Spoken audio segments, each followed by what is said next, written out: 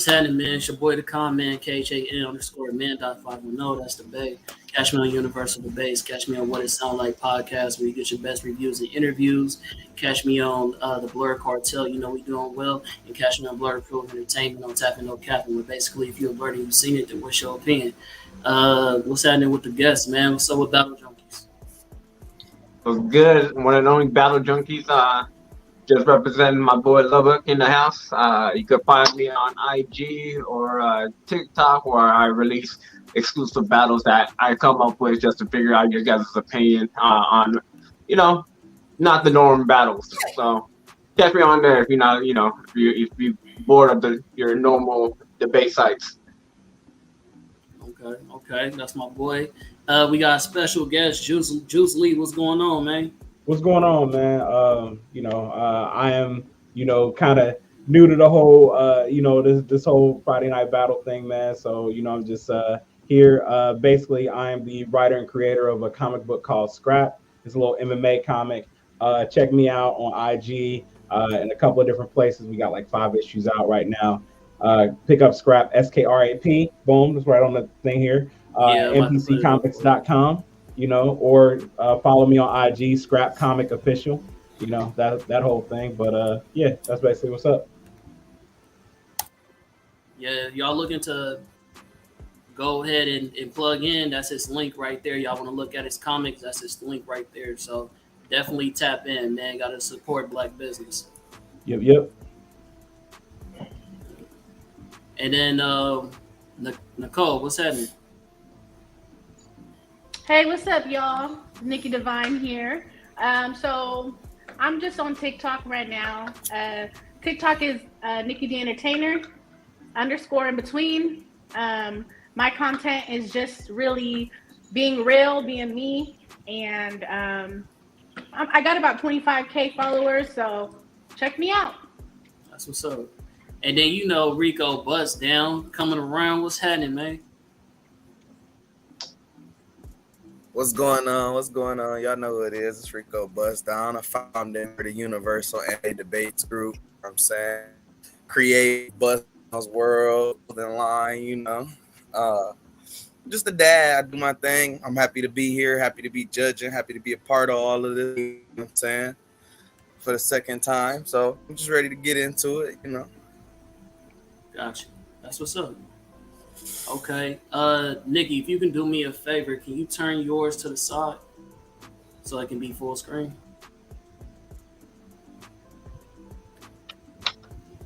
There you go.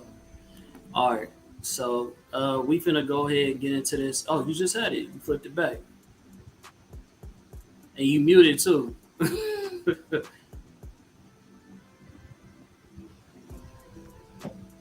And she figuring it out. But yeah, man, we don't want to keep nobody too long. You feel me? You still muted. You gotta mute yourself. But we want to keep y'all too long, so we just gonna go ahead and get right into it, y'all. So for the judges, we just gonna let you do you. But just make sure it's unmuted when you get ready a chance to speak. I don't know if you know how to unmute it, but make sure you unmute it when you get a chance. Let me mute my stuff right now, but and that way I know. To talk and all that. Got you. What was gonna say? Yeah, let's go ahead and get straight into it. So, first round is an introduction. I'm gonna go ahead and let Battle Junkies go. It is so hard being a conductor and a debater at the same time. I wish y'all only knew. I wish y'all only knew, bro, because not only gotta keep the time, but I gotta so much. It's ridiculous. If you're biased, you know what I mean? Funny. Let's see. 1 second.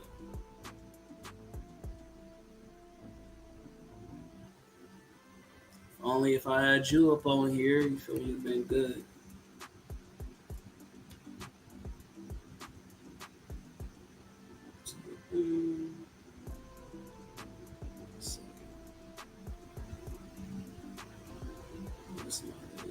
There we go. Share, copy, send. All right. So, all right. Well, you got 3 minutes on the clock, bro. So whenever you want to start, you can go ahead and do your thing. So, all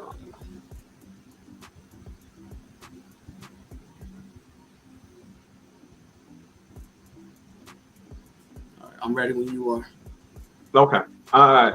If you could bring up that last scan, is name last scan too. All right. Starting the clock now. Cool. Almost dropped it. So, ladies and gentlemen, I'm introducing to you guys, maybe for the first time, maybe just a reintroduction, my boy Lubbock from a series called Akame. There is a short manga series. No, the last one I sent you, bro. Okay. The very last. It's a short anime slash manga series. This is him, the Green Devil himself. He's part of an illustrious group called Night Raid. Now, what Night Raid is an elite group of assassins that live together and perform these high top level, very co-op missions for the Revolutionary Army who's fighting back against the Imperial government or the Imperial Kingdom. Now, the way that they fight back with this elite group is with specialized weapons that they could pretty much claim that they got from gods themselves. There's only 44 of them that was ever made from different types of danger beasts all over, and danger beasts are anything from city to countrywide level monsters. So they'll take parts of these monsters and make one of a kind weapons, things that make you teleport, things that make you 10 times your average strength. His happens to be a very unique one. His that demonstrates bringing imagination to reality, and he's very proficient at doing that. I'll get to that later on in this segment, but essentially he's a young boy who joined the army out of love. He found his first and only love, first glance, is his commanding officer. After that, he enlisted, worked his way all the way up the ranks just to be her number 2. And then she formed Night Raid and joined him on. He is one of the only Night Raid members that can parade around in the city because he still is undercover, and he owns a coffee shop slash bookstore, which he actually spends most of his time reading manga, so he could actually perform later deadlier weapons and techniques based off of what he read in manga series. But just to keep it brief, he's a young man in his prime, cut down during one of his more cutthroat missions. He's up there as far as assassins, and we're gonna see. I'm not knocking off anything off his Cheshire. I think she's an amazing assassin. I think it's gonna be a tough fight. I look forward to seeing what my opponent got to say. Let's see it. Hey, you did great timing, boy. Still 10 seconds left. Down there 15. Good shit. Okay. All right, and that's my fault. Hey, remind me to bring you up for the main screen, bro, because I didn't do that. I should have brought you up for the main screen. So. Oh, you good, bro. All right. So I'm gonna start the timer. All right, so we on the clock. All right, so as y'all know, man, I'm representing the lady in green. That's Cheshire. She is an assassin with a lifelong time of training. As you can see in this scan right here, she's dodging multiple knives. If you can look in this scan right here, that is one of the best assassins in DC Universe who trained Cheshire from the age of 10. So she's been training her whole life. Unlike Lubbock, who decided to train to get closer to a woman once he was in his prime years of living. Also, she is an expert in making toxins. This is Cheshire in her lab. If you can see, that's Black Canary, one of the greatest assassins in DC Universe. And if you can see in the scan, bottom left, it says she had enough toxins to basically destroy a whole city to cover all throughout the city blocks. So that's just with the gas that of her, how potent her toxins are. Uh, let's go ahead and get into this introductory. Cheshire is a deadly assassin, martial artist with unique murderous signature, poisonous fingernails, a triple jointed acrobat trained in some fighting techniques so ancient that they be believed to have been lost to history. Cheshire survived a traumatic childhood by learning how to kill at a young age. So, like I said, she was trained at 10. Her origin story is her being a slave and being traded off as a trade during war, because all she knows is war. She was raised in a wartime. If you know anything about like Thorfinn or Jet from Avatar, they grew up in a time of war. So Cheshire was a victim to wartime in her country. She's from Vietnam, so during that time, and then she was adopted by an assassin who then taught her how to defend herself, and so then became a product of her environment and started to kill for hire. So let's see her abilities. No, her story. Let's get into that. Like I said, she's an expert in poison use. According to Black Canary, she is the most brilliant toxologist since Pamela Isley. Her artificial poison fingernails and weapons dipped in poisons make her opponents tremble. She has been seen to mix her poisons with just about anything. The Secret Six were poisoned by their food, which is highly impressive considering that Catman, with his enhanced senses, did not notice it. So yeah, that's her backstory.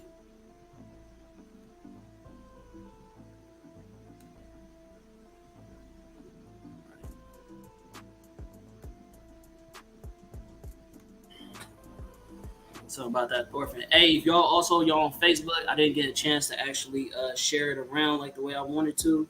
It was a lot of organizing last minute. Let me go ahead and fix it on my page and make it public. But yeah, so yeah, man, that's the introductory. Judges, how y'all feel about that introductory? Rico, you can go first.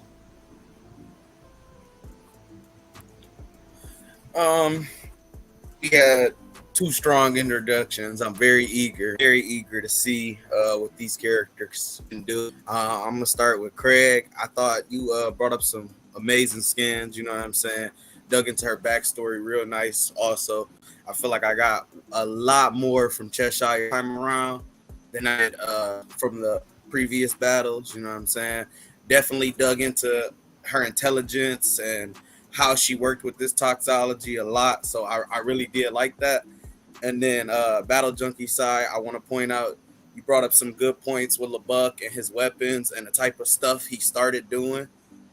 You dug into his character real nice too. You had a real nice introduction also.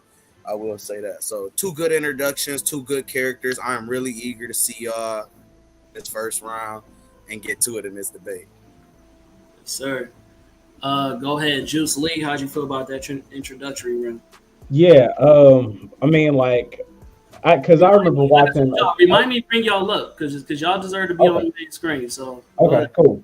I remember like Akame got killed like from like way back, and so it was like I had to kind of refresh my memory on Lubbock, and so that was actually good.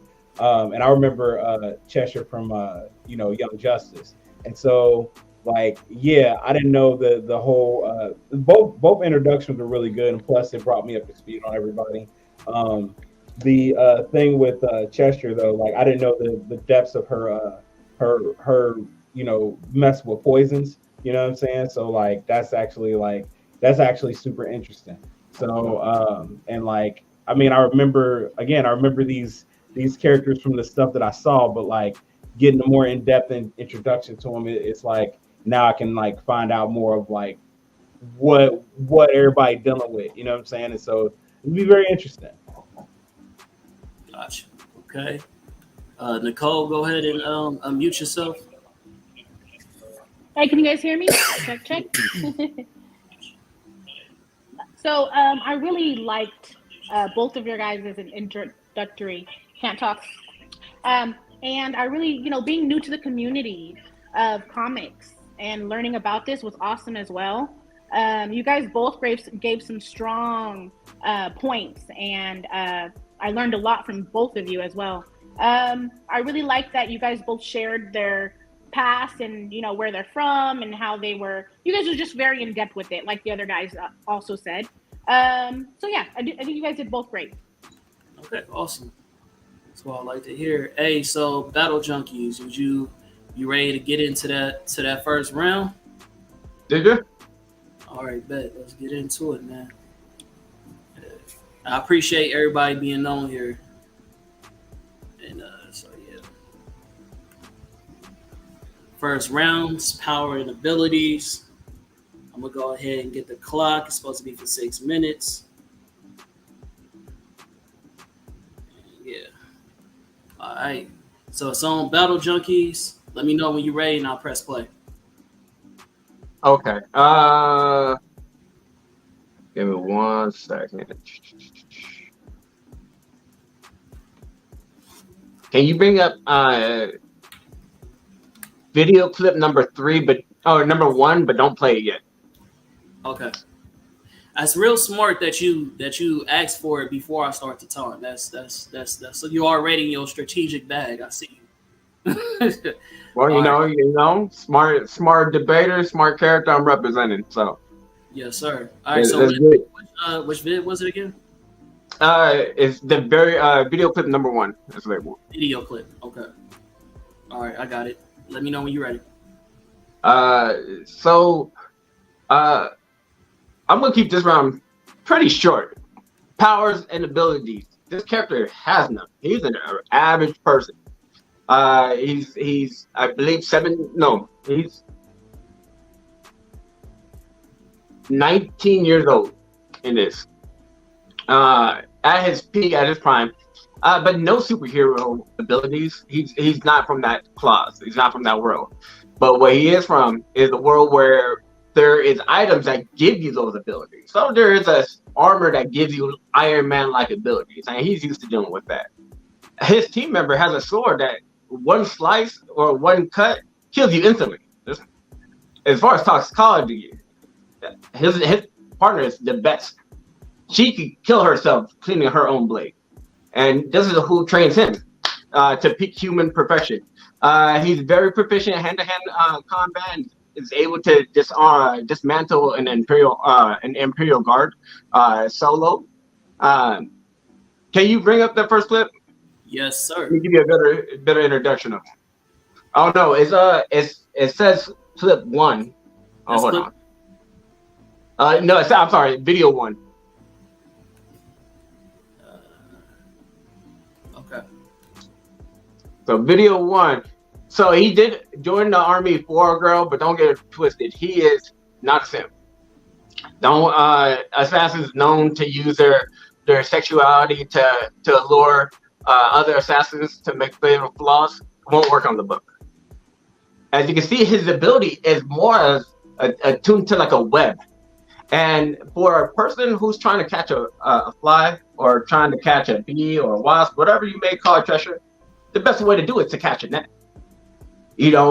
I've seen him go up against a person with bow and arrows, easily dodged. Point. Fishermen, when they want to catch an elusive fish, they cast a net. And essentially, that's what he does. So she's going to be bouncing around. Can you bring up the last picture I sent you, the last one, number 1? Yes, sir. So this is him fighting an opponent in a hallway. As you can see, this is a superhuman opponent as well. One of his enemies made this super soldier specifically to fight his organization as an ambush. He was able to set up those strings within a matter of seconds and ensnare that opponent. Can you bring up picture? It's called number 12. This is the result of that same superhuman. Note the strings. If she's jumping anywhere, double jointed or not, these strings are lethal. Just pure lethal. And he's very proficient in using it. Again, what's more deadlier than his weapon is his actual mind and his tactics to use it. We'll get into that a little bit later on in the strategy portion of the round. As far as abilities, can you bring up picture 10? His string style is strong enough to keep this whole group floated in the air. These are not regular type of strings. These aren't piano wires. These come from one of these danger beats I was telling you guys about, which I'll get into in the weapons portion. Again, as far as powers goes, zero powers. Power of his mind, the tactics, the continuity, and the weapon to allow him to use that to the maximum proficiency is the character that I'm going to introduce to you better, and a better round that suits him better. So with this, I conclude my round. Okay, that's it. Yep. All right. Short and sweet, baby. Short and sweet. I see it. Okay. 1 minute and 45 seconds left. Okay. Go ahead and start this one. Finish. All right. So powers and abilities. So we on my girl Cheshire. You feel me? My girl Cheshire actually does have some powers and abilities. We can get straight into it. Powers and abilities. Cheshire is a formidable fighter and a brilliant tactician. She masters several martial arts that no longer are thought to exist, as well as she mastered weapon use. She is a triple-jointed acrobat, what makes her moves quick and unexpected. Her speed and agility allow her to dodge Starfire Blast or to defeat Jesse quick. These are speedsters, in case you guys don't know who these are. They use the Speed Force. She's a great fighter. Planning skills allowed her to become an absolute team buster. She is known to defeat or stalemate members of the Teen Titans in the Justice League. She used to be one of the 4 greatest foes of the Teen Titans, next to Deathstroke, Brother Blood, and Trigon. So, in case you don't know who these characters are, Deathstroke has been known to take down multiple people in the Justice League, in the Teen Titans, being able to defeat Batman, being able to take down the greatest heroes. Let's talk about Green Lantern, characters like this all at the same time.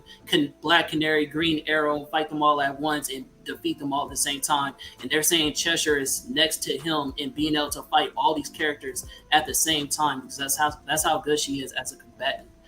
When it comes to her skills and abilities, she's been a part of teams such as the Injustice League, Secret Six, Suicide Squad, Underground Society, Tartarus, the Ravens, Titans, and the League of Assassins.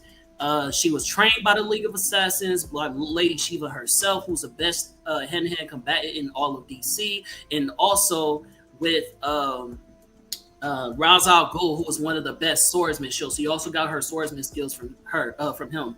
Abilities is master martial artist, master swordsman, master toxologist, exceptional athlete, weapons expert, espionage, intimidation, deception, stealth, seduction, and toxic immunity. So like I said, she has a wide range of skills and abilities. As you said, as seeing that she's an actual master with everything that she does.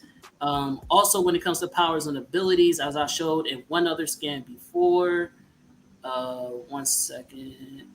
Like I said, before I get into that, I also want to bring up, so Cheshire led her own team that was called the Ravens. The Ravens were basically a team of assassins, some of the best assassins in all of DC. Pistolona, who is one of the best shooters in all of DC, basically kind of like Marvel's what's his name? Not Deadshot, but Bullseye.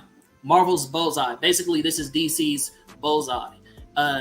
They all follow under her. So unlike our boy Lubbock, she is a leader of a team, and he is a follower.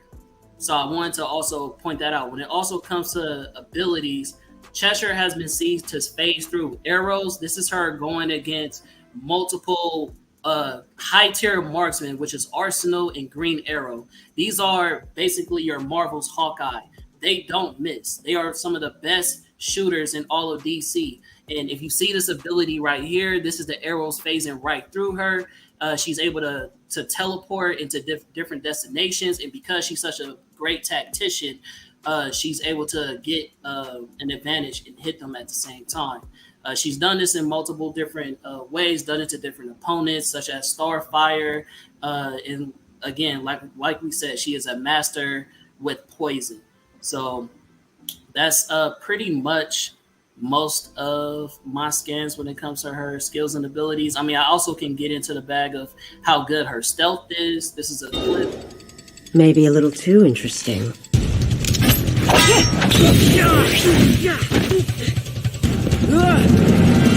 Gone. So this is her being surrounded by three of the main members of the Teen Titans. This was Aqualad, Artemis, and Kid Flash, who all rushed her at the same time, and she was able to speed react to him, throw a smoke bomb, and get out of there at the same time. So when we talking about him being able to like maybe trap her with his strings, she's already 2 steps ahead of the game. They already planned for her to be there and still couldn't catch her.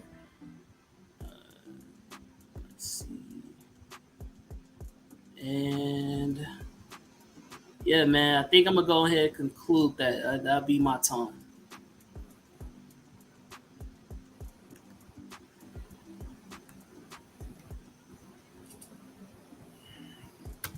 All right, judges, how y'all feel about that? I'll go first. I ain't got no problem going first. So I'm gonna start out with Battle Junkies. I like how in depth you were about the strings. Yo, come on, make them big. All Black Friday. I like how in depth you were about the strings, and I like how you explained he sets up a lot of his opponents. You brought out he is an assassin. He's not afraid to kill people. Cheshire pretty work on him. I did like that. I would have liked to have seen more powers from him or other abilities he had. I know it's still a lot of debate, you know what I'm saying, but that's just my personal opinion. We've seen a lot of the strings. We've seen what the strings could do. We've seen they were strong. Is there anything else he could do is my question. You know what I'm saying? Not to take away from the round because it was a strong round, but just that was my personal. Now, Craig, I want to I liked the powers and abilities you brought up for Cheshire. You know what I'm saying? You brought up a lot of the description of what she was. The only thing I would have liked to have seen more of was actual feats of said masteries or marksmanship. Like I just was saying to him, I know it's still a lot of debate to come, but yeah. So that's my personal 2 good, strong first rounds. I liked a lot. You know what I'm saying? So I like I said before, I'm eager for this one to play y'all hating, man. So good round, man. Appreciate you. Juice Lee.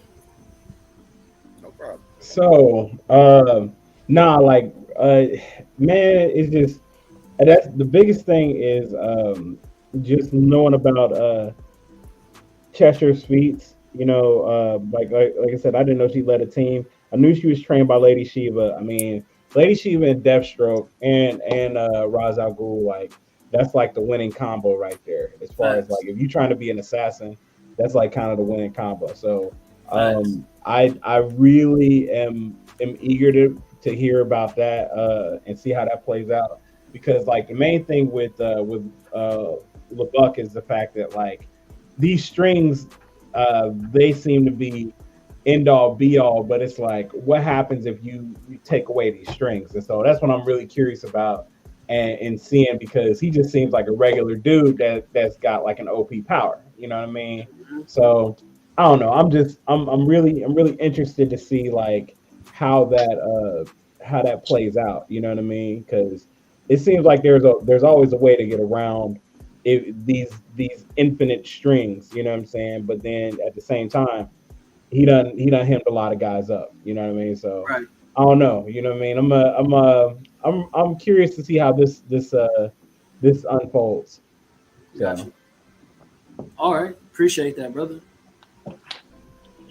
And for me, like I said, I'm kind of new to all this, but you know what? The fact that I learned so much, the fact that your dude Junkie was an assassin while also using his sexuality, I'm like, damn, like this stuff, they wild up in here, So, but what I'm saying is it's tight that they can do those kind of things. They're able to, it's not really shown in the world like that. You know what I'm saying? Okay. So anyways, and then as far as Craig, I love how you brought all the, you brought all the facts to this. I'm like, damn, she did this, she did that. She had her own organization.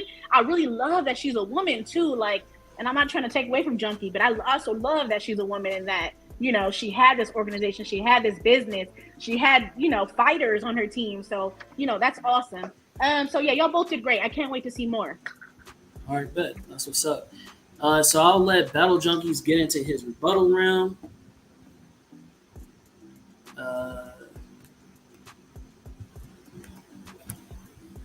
Okay. Oh shit! I didn't know. Hold on. 1 second. 2 minutes and 30 seconds. 1 second. All right. Can you get picture number 1 brought up? Okay, picture number 1. So really quick, let me just answer the judge directly. I'll take this little time. Just start. Yeah, I'm gonna take this little time to address the judge directly his question about what if she were to get past all the strings. Again, I kind of addressed this the last time. It's kind of a loaded question. We've never seen we've never seen him disarmed at all, ever in any of his fights. Never been disarmed. Never ran out of school in any of his fights. But it's like kind of like asking a person, hey, if you get past the nuclear deterrent, what happens? He has more. Can you bring up number 1? These springs is all he needs. Let me show you guys. Number 1, this is the danger beast where he gets his supplies from. The one that's hovering over these massive mountains. Something that really doesn't happen too often in the DC universe. They do have their huge, colossal type of beast. Cheshire is never around to fight those. But he gets his strings from this beast here. With those strings, if you could bring up number 2 and number 3. So number 2, you have a big hefty spool that he carries around always. If he's going into a known battle, he brings a bigger spool. It always keeps a hidden spool in his mouth as well, just in case she does get past those barriers. He was shown to be able to break someone's neck with just the string in his mouth. These are the gloves that are connected. It's kind of hard to disable somebody, to disarm somebody's weapon when they're kind of connected to your hands. You feel me? So if you could bring up number 4, he also carries around pocket knives, or actually daggers about this big. He carries them to use in tandem with his weapons. He's also proficient in hand-to-hand fighting with that. So if all else fails, Busto was out, close range. But also in close range, she likes to slice and dice. Can you bring up number 5? With those strings, he could also make armor. Ladies and gentlemen, this is like a low-level Green Lantern. Anything that he could think of, he could snap to on the fly. She's unable to cut through those strings. And then he also has stronger strings that come from a stronger part of that animal body. And that's able to hold down the equivalent of an Iron Man in his universe. Hold him down and subdue him. If you could bring up number... You spent a lot of time showing that beast. Okay, yeah, that's it. It's all good. All right, man. I'll start mine. All right. So first and foremost, when it comes to those beasts that he brought up, Lubbock is never also seen fighting those things. He collected those on the mountain after being left over from the beast. He did not have to kill it. It's not something that they took down and then, okay, now they captured the strings. No, because it's so big, it just sheds. So he collected the strings. Also, I like to bring out the fact that he said, what would happen, if he doesn't have the strings? First and foremost, Lubbock's not a great hand-to-hand fighter. If you see in this scan right here, this is him even with the strings. This is a part of the other group that went against him. They're able to get close, punches him, trips him. He's not able to react. Talking about his strings. Okay, what happens if his strings don't, doesn't get past the strings? Well, first and foremost, if you look into this scan right here, if you look at the bottom right, it says, I'll just cut through the strings like I did before. So it's not like these strings are intangible, like they're so hard that you can't get through them or you can't cut through them. The best that they can probably do in most cases is trap you. Even with that being said, when he's fighting with these strings and doing what he wants to do, talking about Green Lantern ability, yes, he created an axe with this thing. And even with that being said, that is not a lot of creativity. It doesn't take a lot of creativity to make an axe. He's never done anything with his strings that was unseen that you would see in manga or anime. Even with this scan being said, when he's doing these terrific things with his strings, creating weapons, even an assassin right here says that he's leaving himself open to a lot of different attacks. So if you read that scan as well, he's still not good at hand-to-hand combat. Also, if you look at this scan right here, this is him fighting the same character. He's running away like he normally does, and he gets punched in the back. Slides all across down the street. Battle Junkie's seen it many times. And even with his strings being durable, as he pointed out, this same character, all she had to do was project a certain type of sweat of liquid, and that pretty much was all it needed was to take his power away. That was it. I'm finishing up. That's it.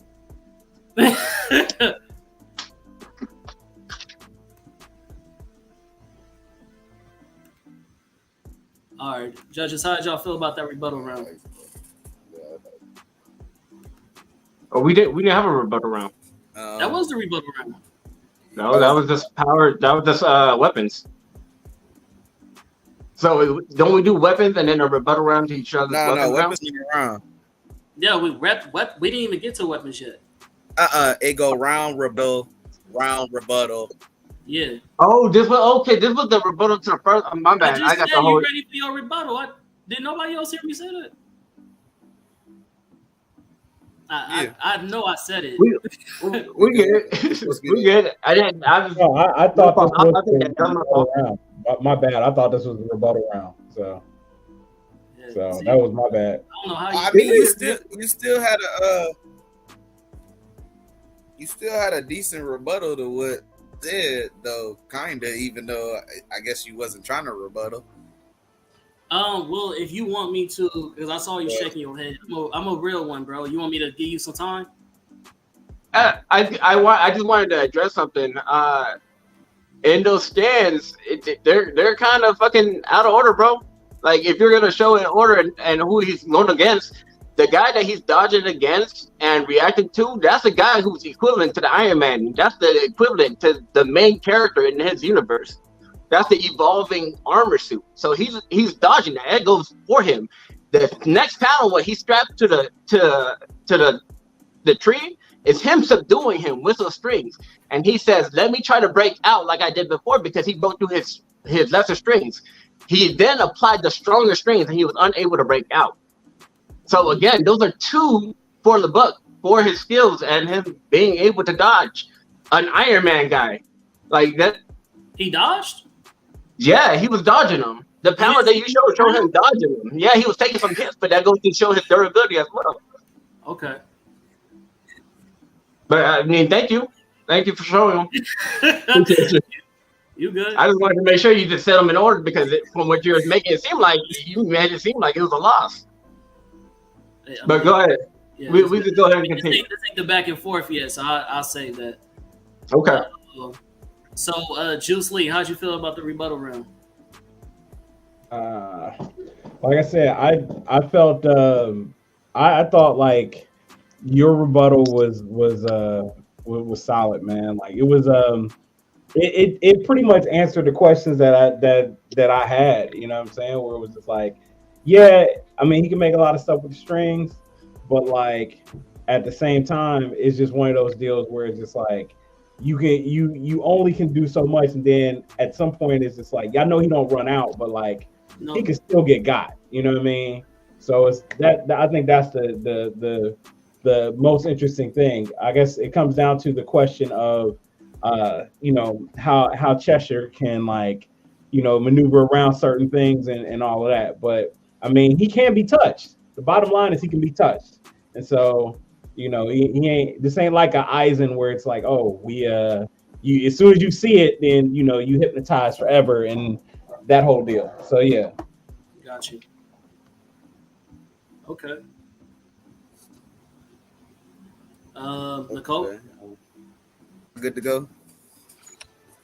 Yeah, so that was awesome to hear about the weapons and the weaponry and you know, all the things that they do and how they kick ass. I really like all the knowledge that you've given us, Craig. You know, I wish it was longer for Junkie. I wish I could learn a little bit more, but you did show some good clips and some good imagery of, you know, what he carried and what he did. So yeah, that was good.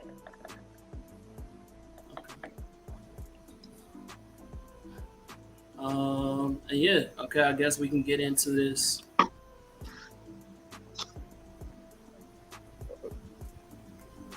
Let's get into the this next topic, weapons.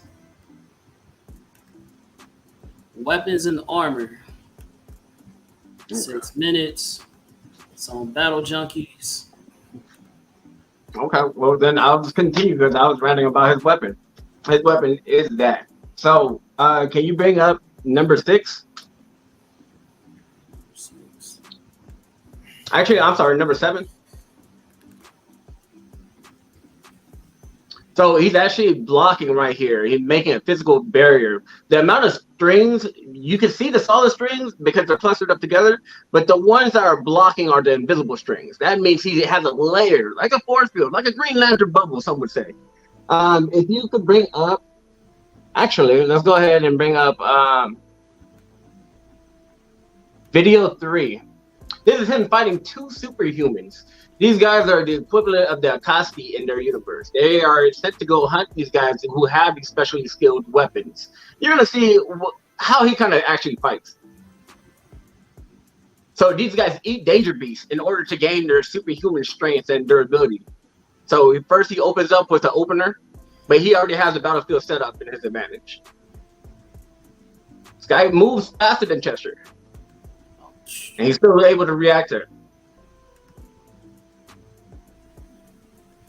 This is how he finishes off. You're talking about anime.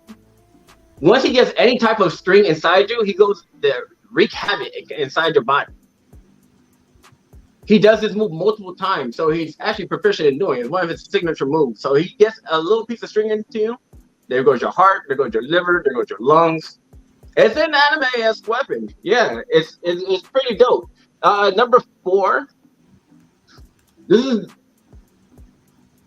Oh, I'm sorry. Video number 4.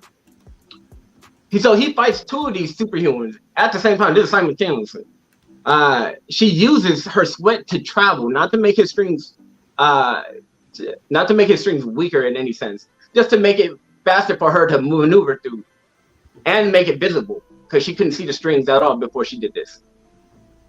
So keep in mind they're invisible to the human eye unless they're clustered up, and so she's moving fast, and so he's reacting.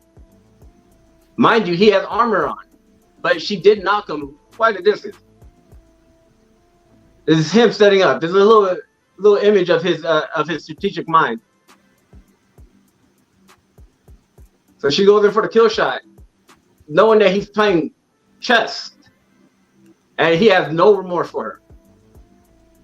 He finishes the job like a true assassin. Now it runs away like he makes it seem.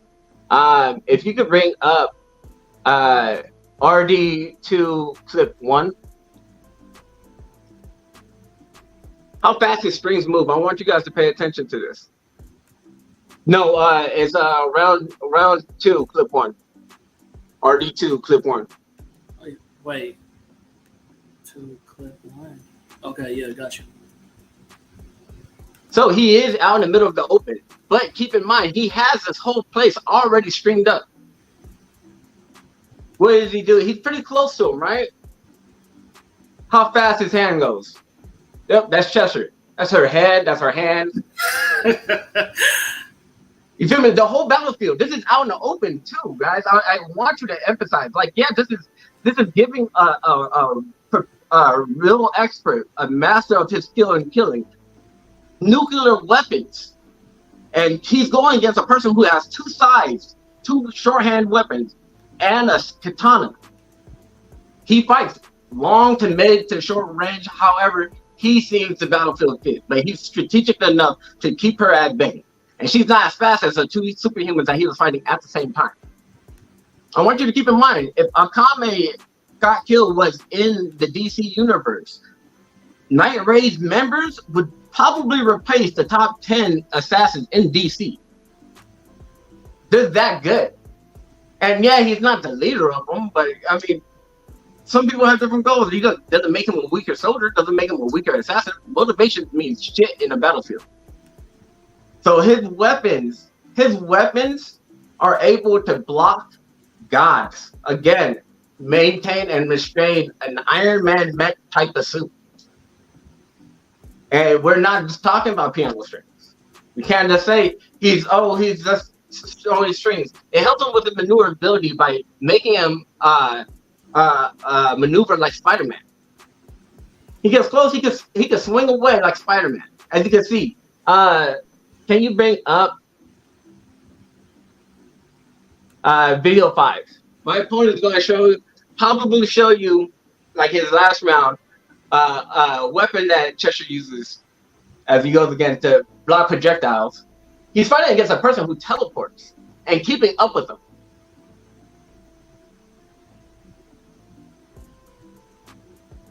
This is also part of the battlefield that he set up, and the guy shoots up drugs. I just showed you a small clip, but yeah, this is him keeping up with a person who teleports. As you can see, he shot to the air within seconds.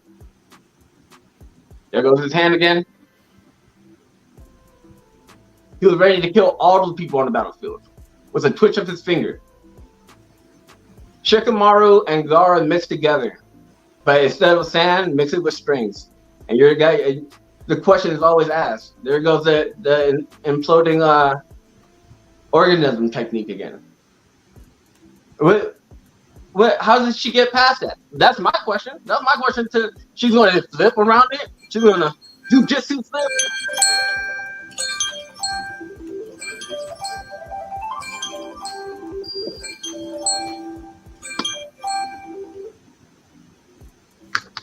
Okay. Right.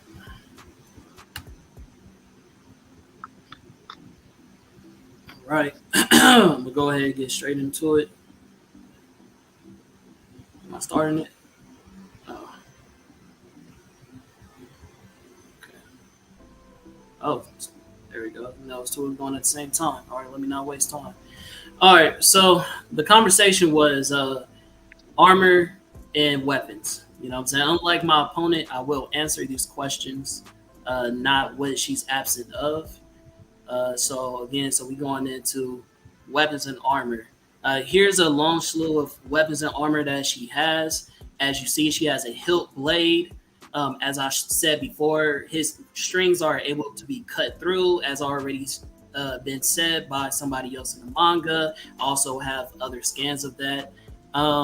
She has a wrap. She has darts. She has smart coils. She has her claws, as you know, that are dipped in all different types of toxins. She has a mask interior, which she can use infrared scans to track anybody who moves. And she has a cloak that's heavy to be able to withstand a cut from a blade.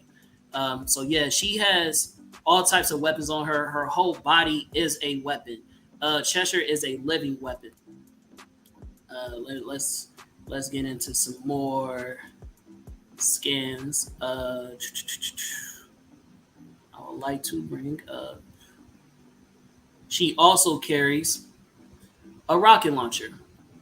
Now, you may say, "Oh, this is a one showing," but she also does this in the Justice League when she tries to does a hit on Lex Luthor, and she blows up the car with the rocket launcher. So not only is it canon in the comics, but it's also canon in the TV series.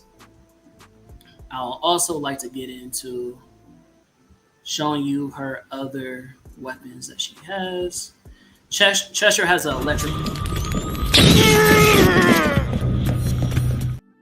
As you see, is strong enough to go through Atlantean armor and incapacitate an Atlantean whose physiology is way above, as he says, super soldier. Also, she has poison bolts. We have company. Uploading now. And by the way, you said you'd protect me.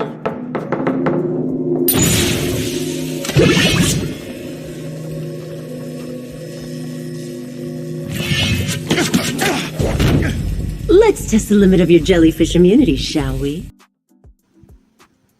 Yes, sir. And that's her even testing somebody else's immunity with her poison, which she overwhelms him with, even though he has an immunity. Again, like I said, she's a great tracker.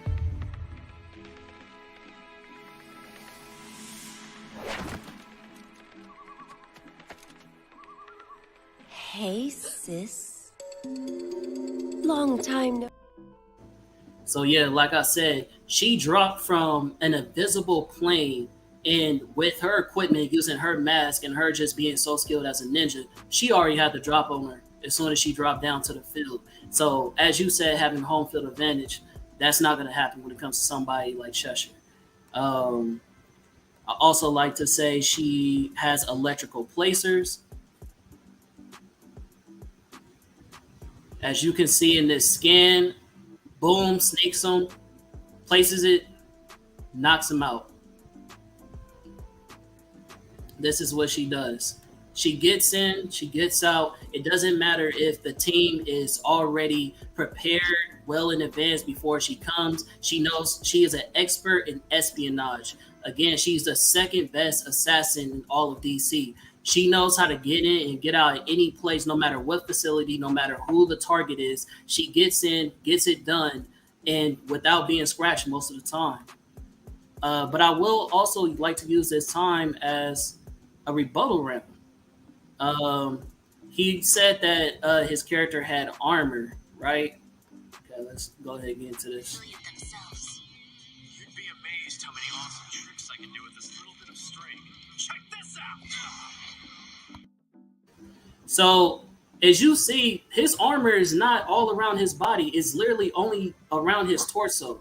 So if Cheshire was to go ahead and scratch him in any type of the surface of his face, his arms, he's done for. He only covers up his torso. He may have some strings in his teeth, but it's not protecting his body. I also like to bring up that when he said that he was the second for Night Raid, he was actually one of the weakest. The first member, the last member who joined Night Raid literally was stronger and better than him in every way, even as an assassin. Here's another scan. Look, see you getting all sweaty, Lub. Since the team is down to only 2 guys now, figure it's about time I started getting a little bit more serious. It's cute when you talk all big, since you haven't done half as many push-ups as Tatsumi here. So Tatsumi was a brand new member, yet at the same time, even though he's brand new to the training, he's already doing 2 times more push-ups than him. So when we're talking about his physical strength, he's not there. And then also want to bring up, if I can find it, this scan right here. Must be cute.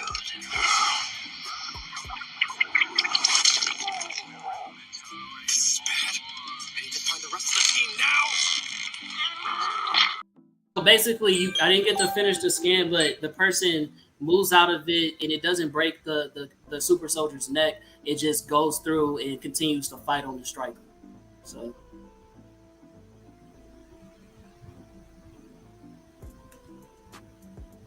All right. You want to go straight into the rebuttal round? We can do that.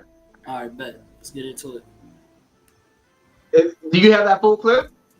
Oh yeah, if you want me to play, I got you. Play the full clip. And then when you said that it didn't break his neck, right? Because it's a super soldier that was made to be quadruple double jointed. Go ahead, play the rest of that clip. I got you. Must be killed.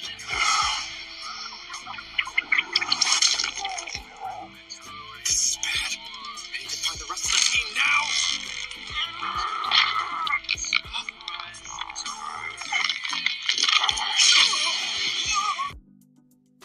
I know you guys heard all that cracking.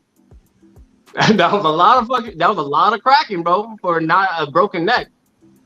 So he's dealing with people that kind of more double jointed than who you make it seem to be. There's just so much factually wrong with what you just said.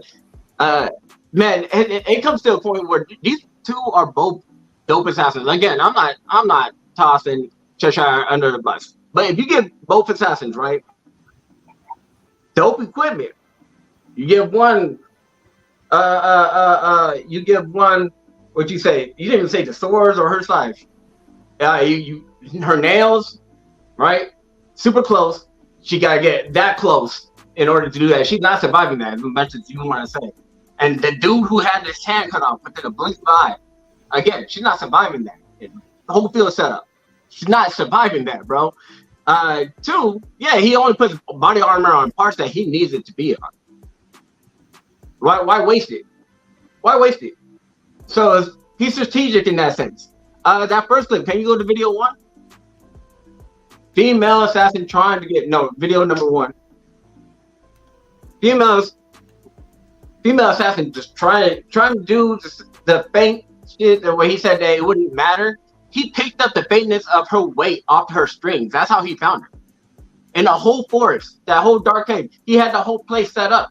Again, a spider versus a bee. Who's gonna win? The bee is already in the spider's neck. But if we're gonna ask, what if the bee wasn't in the spider's neck? Okay, well, give the bee the whole time advantage. But again, that's not how it works when bees go up against spiders, right? Who often wins that nature? This is what we're talking about. She does flips. She's a ninja. When asked about weapons and abilities, she's bringing a mask that is part gas mask, part night vision. Cool. She's wearing chainmail. A heavy cloak. He goes for the hands. That was nice, bro. All right. So, hold on. Before I go crazy. Just get it. All right. Before I go crazy, 2 minutes and 30 seconds. All right. Okay. So he brought up super soldiers, right? I'm going to show you know how in the debate world, we like to say people are fodder, right? Fodder means somebody who doesn't matter, right? He brought this character up as being a super soldier, somebody who's, I guess, high class. But even in the anime itself, the creator of these soldiers called them fodder. And this is my rebuttal to that. The death count is extremely high. Oh dear, what a tragedy. Just kidding. Those silly pods are wonderfully dispensable. They're just criminals anyway. Poor dolts are always happy to cut a deal with me if they think it'll shorten their sentence. Little do they know, they're nothing but fancy fodder waiting to die. So verbatim, even in the anime, as what he's trying to describe as a super soldier to y'all is somebody that's a fodder to somebody else. Lubbock is the same type of character that does not take on the high tier characters. He's the person that plays the background. He's the character that plays dead. He's the character that when he does go against these high tier characters, he has to snake them or pretend dead, or okay, I'm gonna act like I'm weak while you're holding me up because you think you have the advantage, and then I'm gonna pull some strings to stab you in the back. This is the type of character that he is. He's not the type of character that can win nobody in a fair fight. The only person that we did see him do that with was the super strong dude. But again, these are people who underestimate his character. But the female, however, like I said, weakened his strings and got the advantage of him. Like he said he was reacting to her and that she's faster than Cheshire, but within his own skin, we saw her punch him straight in the stomach and send him flying. So that doesn't sound like a reaction to me. Let me show you the scan again about his strings being weakened, because he said that it was only used for her to jump around and be quicker, but that's not true. As you see in this scan, it says the weight that sticky liquids making my threads go slack. They're completely useless now. So this is not like they're so strong and he only used them for that. They got weak.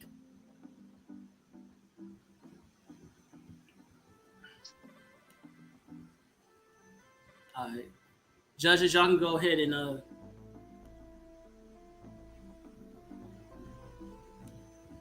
y'all can go ahead and talk about how y'all feel about the rebuttal round. We about to get into this third round. Nicole, we can start with you. I like that y'all came hard. A lot of it was so much stuff that I was just taking in. I love the passion that you guys both bring as well. As far as a rebuttal, I feel like, Craig be coming hard with this. It's like Junkie sometimes is just like, man, I know what I'm saying, but sometimes it's just like, but it's cool that y'all are doing this because it's just interesting. I never really been a part of something like this. So anyways, but I really like the fact that he, the spit, or you said it was a saliva, right, Junkie, correct? That he was using? It's basically sweat. Sweat. Sorry. Yeah. Sweat. Yeah, the fact that he could do that is like, what? Like, so that's really tight. Shoot. Yeah, and then Craig, you guys are just both good. Sorry. All right, I'm done. Okay. Go ahead, Rico. I feel like I'm gonna start with you, I feel like you came hard to address some of the points Junkie brought up in your rebuttal round. I feel like y'all both had a nice weapons and armor round, showing what y'all had going on. I really did feel that you touched on some key points of some things he had brought up. I'm eager to see what strategy and stuff. Junkie, in your rebuttal, you brought up a lot of things. I got questions for both. I'm saving them for later rounds, sure. But you brought up a lot of good things of like ways he could steer from him. You showed like some speed strings a little bit there. So the rebuttal was nice. You came with some heat right there. That was a good round from both of y'all. I'm eager, you know what I'm saying, to really get into this now, because this where the debate get real in these rounds. Yeah. Juice Lee. So I want to be clear on something. You said that basically the strings can get weaker over time, right? Like, is that okay? That is a thing. That is correct. I did hear that right? Yeah, okay. Not only I said it can be affected. Like, he made his strings. He said earlier, that when she spit around the liquid, that it didn't weaken his strings, that she only used it to move fast. And so I debunked him by saying she didn't use it to just get fast. She used it to make his strings weak. And that's why I brought this in. But you didn't debunk me. I said it wouldn't make the strings weaker. He said it made them unusable, so he couldn't use them to carry it around. The strength of the strings stayed intact. He said the tensile strength of the strings stayed intact. So what? He couldn't use them no more. He has more that he could use. But the string tile, because she put liquid, condensed form of sweat onto him, it made them heavier. But so he couldn't maneuver them. He couldn't. But their strength, the strength is still intact. She couldn't cut. Like if Katana was to try to cut them, whether or not they had them on there or not, they're not weaker. Okay. You didn't debunk me. Like you just run around in the circle. Yeah, that's kind of what I was like, because that was like a key point, and I that's why I wanted to be clear on that. Like, you know, because I was like, oh yeah, she's not cutting these strings, bro. Yeah, so the strings can't. I already showed that skin that another character said that he cut through it. So how are you saying that? Again, I debunked that because afterwards, that's when he saw that he had put the stronger string that he couldn't break out of. So it wasn't cutting. He kicked through the other strings, the weaker strings. They got into the fight. He got him tied to the tree. Then he said, "Watch, I'm gonna break out of these like I did before." And then he got stuck and he couldn't do it. So he got stuck, and even after that, he still broke out. So no, he didn't. Yes, he did. He uprooted the tree. He had to take the whole tree with him. He still broke out. No, but the strings didn't break, bro. Like if I tied you to something and you couldn't break the chains that I tied you to, but you took out the light post I took you to and you slid out, does that not mean the chains were weak? No, it just means the light post was weak.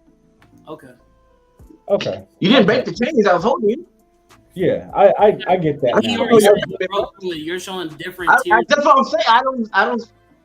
Okay. I'm trying to figure you out, bro. I'm trying to. I will say because that was like a point of contention. I was like, because you know that would be armor, but like if it's not able to be broken, but it can be rendered immobile through like liquid being on it or something like that. Correct. The strings that are already out.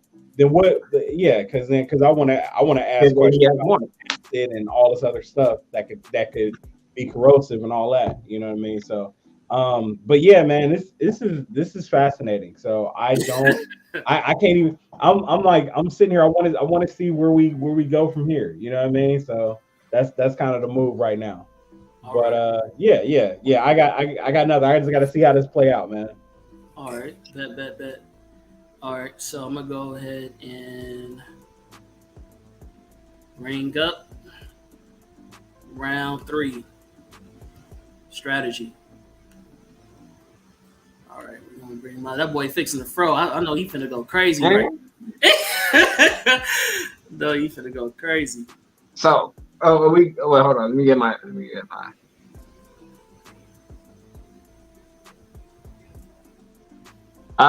Can you bring up what scan this is? Scan 14. Okay, 6 minutes on the clock. Just started it. All right, scan 14. Boom. Okay. So his last mission, he was ambushed and was able to get captured. He was beaten for months, tortured with poison, burned. Had one of his testicles destroyed, was trying to get him to join and trade sides to go ahead and kill Night Raid. He was so loyal to them that he didn't break. What he was doing was buying his time. In that panel that was brought up, every time they went to go check on him, like on some Uncle Iroh avatar shit, he would bite himself. He would act like he was going crazy, buying time, waiting for that right moment, that opportune time to strike. When his torturer came in for his daily torture, and turned around, he used the strings that was hidden in the back of his throat for months. This is the trump card I was telling you about.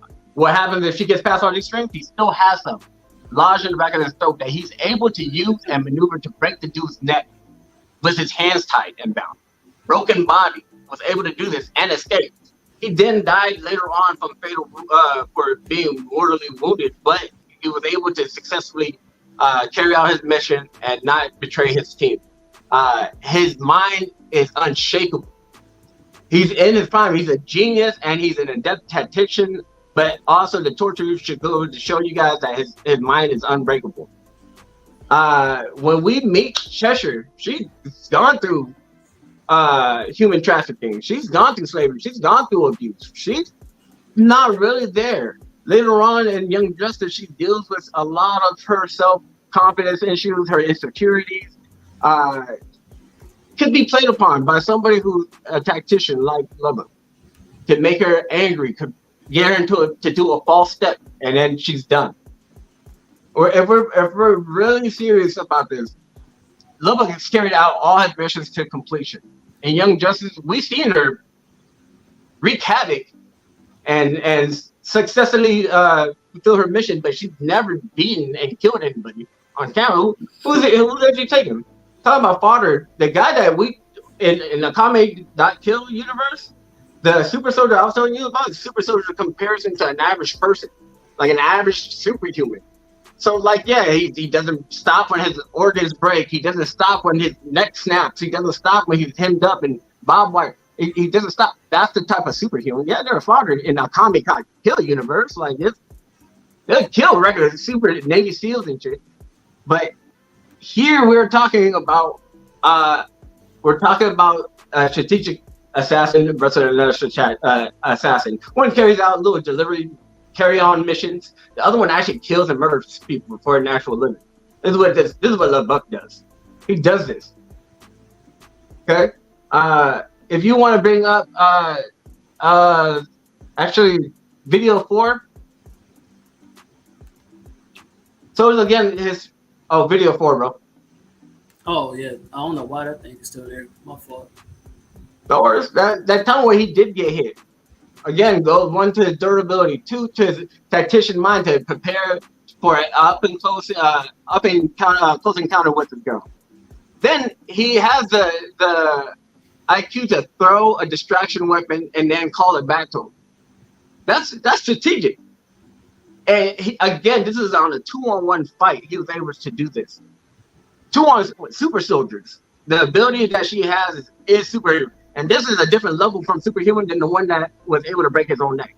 These are on peer level to people like Luke Cage. Well, a little bit less than Luke Cage.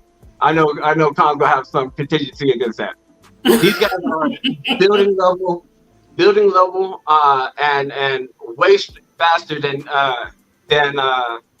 Cheshire. I mean, as far as maneuverability, they were able to get past his defenses, and he still showed you what he would do when a superhuman gets past his defenses. But Cheshire, just a regular human with training, she's not gonna get past it.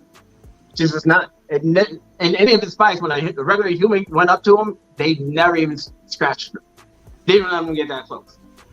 Why would you? If you had a weapon that could keep people at bay, why would you let them get close? It takes 2 seconds to set up his battlefield. Why would you? She's gonna catch him off guard. When he already has it set up, he can sense where she's at before she knows what he knows. She thinks it might be a spider threat. But again, this is Lubbock we're talking about. He's able to make that barrier again in order to stop physical weapons and projectiles. Like I showed you when he was fighting the teleportation dude, threw daggers at him. He was able to stop that mid-flight with daggers. That's all her arsenal is. Throwing and stabbing shit. That is it. She has to get real close for that. And if she's anywhere in that distance, Lubbock's already murking her. He didn't even have to be close to do that. But that's my round. I kind of want to hear what he has to say about this. Good. Cool. You had 18 seconds left, so round the money. Yeah. Go ahead. Right. Get it. Cool beans. Oh, my fault. Let's get into these comments real quick. So move. 6 minutes. All right. So start my clock. 6 minutes. All right. So again, we talk about a Fodder character. Talking about how he beats Fodder. And again, as I mentioned, he is the character that plays dead, plays possum because he's so weak. He even calls himself a coward, by the way. So speaking of, let's see, so he says, "A coward like me Didn't even crack after I had a ball crushed.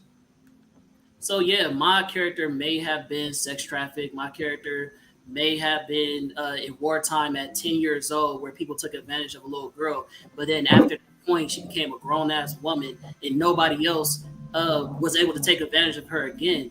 Now, unlike what my opponent said, yeah, later on she does become a little bit unhinged, but that's because she had grew up in wartime, seeing everybody that she knew and cared about die.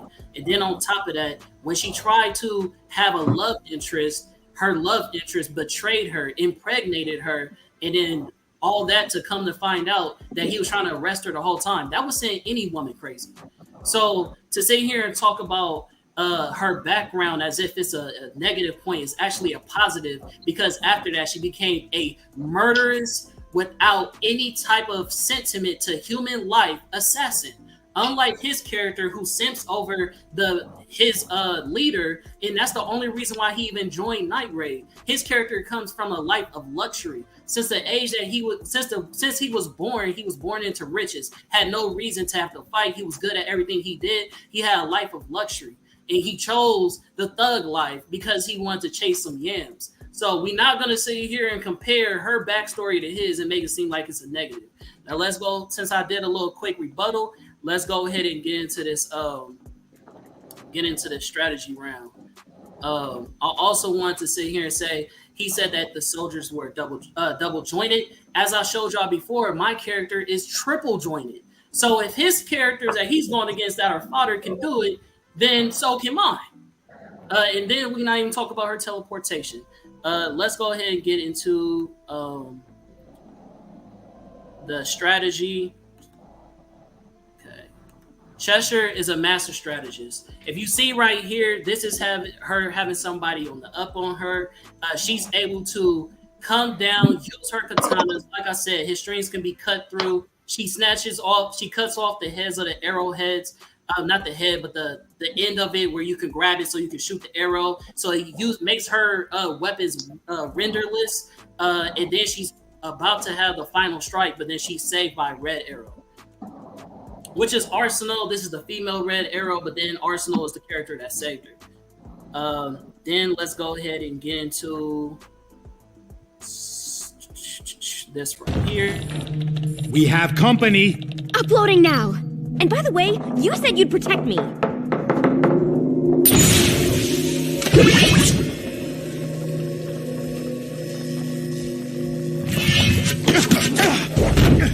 Let's test the limit of your jellyfish immunity, shall we? So like I said, man, she's the type of character that she didn't know that he has these strings set up, but she doesn't have to see him straight up. Now, not only is my character actually have the combat to actually go through these strings, because she's double jointed, she's fast enough to react to speedsters, which at base level is travels at 730 miles per hour. So even if we using them at their weakest state, 730 miles per hour she reacts to. If I need to show you that scan again, 1 second.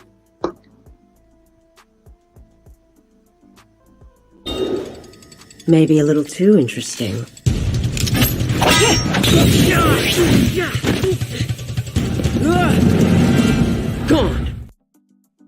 Gone. So that's a character that literally so a speedster can literally travel through time. Now, obviously, he's not traveling at that speed at that time, but like I said, at their base, they're traveling at 730 miles per hour. So if she's reacting to a character that can move that fast, what makes y'all think that she's not going to be able to react to his streams? She's a keen assassin with perfect precision. Then on top of that, let's go back into this strategy. It hurt you much.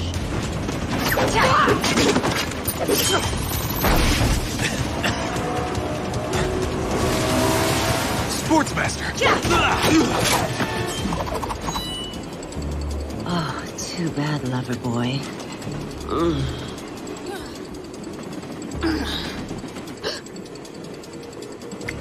But at least a kiss is still a kiss. So yeah, so like I said, man, you see how she uses strategy. She's going against two top tier characters of the DC universe. She even puts her sword down, able to get close, trip him up, as I show you how Lubbock does. He got tripped up by a character, and then on top of that, take down somebody else by using her weapons and strategy to her ability. So when it comes to characters who shoot long range, such as Artemis, such as Red Arrow, she's still able to get the upper hand and learn how to get close. And again, as I showed you, she throws shuriken, she has a pistol, she has a rocket launcher, she has bombs, she has smoke grenades, and she has all the tools she needs to get close and to knock them down.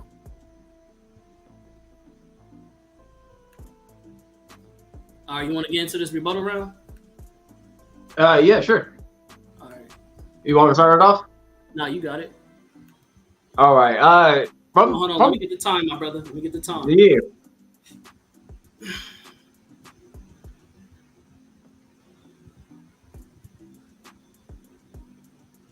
All right, go ahead.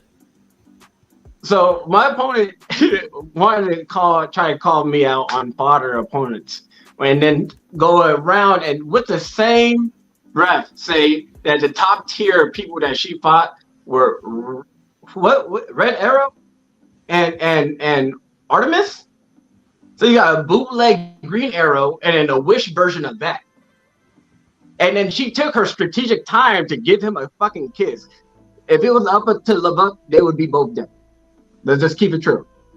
She's crazy. Yeah, it goes against her. Motivation in a fight doesn't mean really shit if you're skilled and proficient in what you do. If you're trained already, motivation, you don't need it, right? You're trained. And that's what my opponent wants to tell. Oh, he's a so what? I showed him killing the bitch in the first scene, right? And it had no remorse. Two bitches. Right? She couldn't go around and kill her future baby daddy because this bitch was crazy. And this is the dude you want to kill, think is going to kill a top assassin? Who has she killed? Catwoman?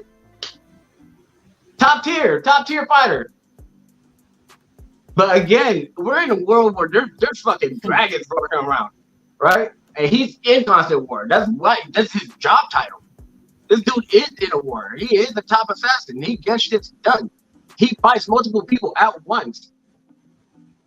And kills both of them, ironically, like what assassin should do. A good one. But again, if he wants to tout around that, she can get around the street, no, I still don't fight it. I still don't hear a way that she's going to maneuver around these strings. None of these guys had set up. She snuck up on Aqualad. Cool. I'll go ahead. Since when Aqualad had super hearing, or Spider Red set up that he could feel anything like a slight breeze in the temperature changing on his web. Where? She's not sneaking up on him. It's going to be a full-on dodge one thing, dodge thing. The thing with Lubbock is, again, she goes against archers, right? Miss. He's going to cast his net out. It's going to miss her the first time, and then she's going to jump into another net, or into another net, and another net. That was cute, bro. Sexy. You like that? Real quick. No, I guess I'll just go straight into it. Yeah, my opponent, that was a good jab. I'm not gonna lie. It's a good jab.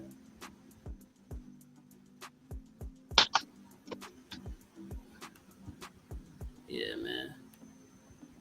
So let me go ahead and get into this. Oh, I'm sorry. It's hard being the conductor and all that. All right, 2 minutes and 30 seconds. Take your time, brother. It's all good. All right. Showing the clock. All right. So, again, Cheshire has poison all over her body, right? So, literally, anytime this man gets any type of in her bubble, she is going to die. She literally has to be quarantined. Now let's speak about her being quarantined, because he also talks about being people not being able to escape her his strings and all that stuff. Let's see, Cheshire. Cheshire. Punch. Cheshire. Yeah, where's it at? All right, I'm just going. I don't want to waste it. Oh, here it is. Breaking out. All right, so look, if you see this right here, this is Cheshire, who made it out of Batman's cage. It says part 2. I have part 1, but I have to find it. So basically, he made a prison that was supposed to be able to hold Batman himself and all of his other characters, and that wasn't good enough to hold Cheshire. So with that being said, like if we're talking about strings, when I'm about to show you later on when I'm able to find it, that she's able to break out of a prison in a holding cell that literally covers her whole body to where she can't move, and she's able to break out of that. Strings are nothing because she's an expert espionage League of Assassins member. Also speaking about her hand-to-hand combat, she is able to go against dudes who beat Batman. This is Catman himself who was able to knock out Batman hand-to-hand combat, and she's able to go up against him. And yes, she is a little crazy. If you see in this scan right here, she loves that type of violence. She revels in it because that's all that she knows. Unlike Lubbock, who's a lover boy, but with that hand-to-hand combat, she's able to react to characters like Wonder Woman. She's literally fighting Wonder Woman right here, and this is her fighting 2 people at the same time.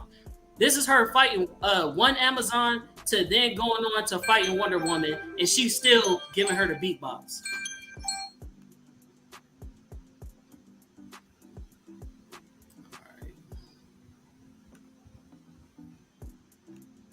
All right. Go ahead. We can get into this. Rico, you can start first.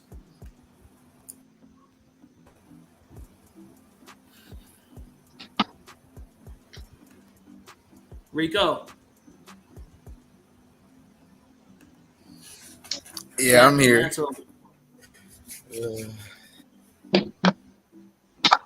You said what? If I started lagging, I can't hear you. Either. That's just enough. Go ahead.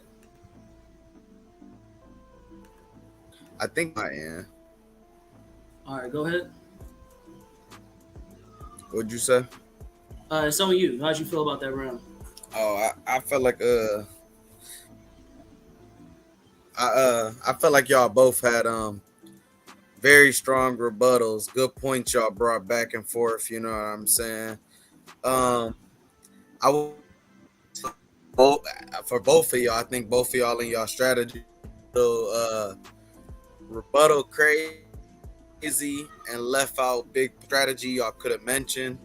You know, on a Battle Junkie side, I heard you mention like he sets up in locations already and stuff. So is this like in your mind, is the battle already pre-location?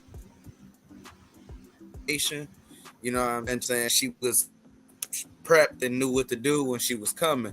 So is she automatically prepping and thinking about somebody who has strings? You know what I'm saying? Like a string user, or is she thinking about these type of abilities or abilities that could cause a problem? You know what I'm saying? So I think y'all did touch on good points with rebuttals back and forth. Brought up some key points that when we the question round, I definitely got a lot of questions that I need answered. You know what I'm saying? So it was 2 rounds, 2 very strong rounds. I just would have liked to have heard a little more strategy. I did hear some strategy. I just would have liked a little more. Good rounds. Good rounds from. Got you. Juice Lee. Yeah, man. I mean, it comes down to the strategy thing for me. I know my man Junkie was going in on the whole, like, you know, yeah, she just went through like, you know, sex trafficking the dude just had one of his balls crushed, and then but at the same time, like, you're discounting the what sex trafficking does to somebody. But anyway, that's another for another time. but like I think the main thing is yeah, I would have liked to hear strategy because I'm like I'm just sitting there like thinking how these two like would interact with each other technically and how it would work. Um, and I mean, I have a lot of questions as far as like because she has a myriad of like my dude Lubbock just has the strings. He has a great way of using the strings, but like I think my man's is like really on the whole thing of the strings can't be cut, but like there's I'm thinking that the way if Cheshire's planning, there's corrosive acid, there's like something to slow the strings or do something to make the strings all visible because I know something that was like they said something about like there are certain strings that weren't visible but if they are and it comes back to the whole thing of here's a question I have for you Junkie. Wait, don't actually. Like, we got that round coming up. That's okay, the round. Bet. My bad. Save it. Yeah, I'm gonna save it. I'm tripping because I want to ask it's questions. Literally this round coming up right here. Y'all get to ask y'all questions. Yeah. I ain't got nothing else. That's it. Okay. Go ahead, Nicole. So just like kind of what they said as well, I would have liked to hear more of like the strategies and kind of like he also said as well. I liked how you said he, in an open field he's able to do what he does best, and I'm still stuck in between who would really win this because not Lubbock, I think you said his name is Lubbock. He seems like he has a supernatural ability in a sense because of the fact that he does the sweat thing, but through the sweat, we can't forget. It's not. That he's also, real quick, he doesn't have a sweat thing. The character was able to use sweat to get through. Sorry. Yeah. Dang it, I'm getting confused then. Okay, I'm sorry. It's all good. So wait, he wasn't the one that moves fast through the sweat? No. Or what? Okay. No, that was his opponent. Yeah. Oh, okay. Well, yeah. So either way, I still feel like they're both great characters. I'm still stuck in between who would win. I like that. What's her name? Cheshire. Cheshire. What is it? Cheshire. She's all natural. I feel like she's like you said she teleports as well, right? Yeah. So I feel like that's also one great thing I think any superhero or would that's just beyond. So I don't know. I'm kind of stuck in between who I still believe would win this fight. Gotcha. But yeah, you guys did great as well. Okay. All right, Battle Junkies, you know what time it is. What are we doing? Questions? What is this? Yeah, no. I'm about to bring it up right now.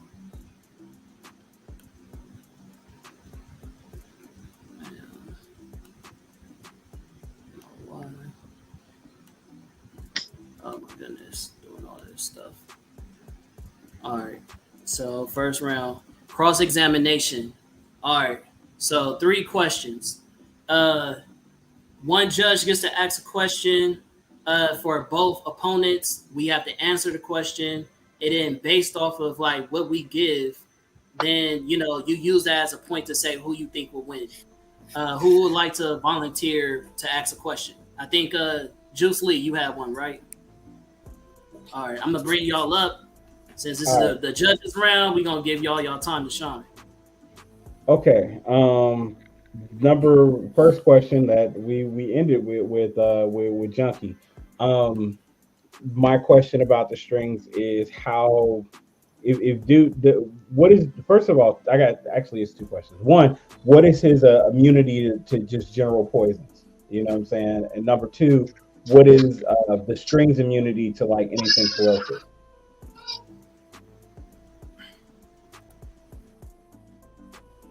On you, bro. No, he had. Okay.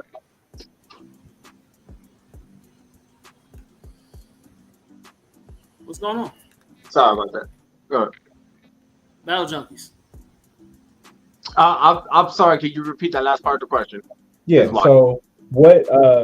You said Lubbock is just a regular dude like without the strings.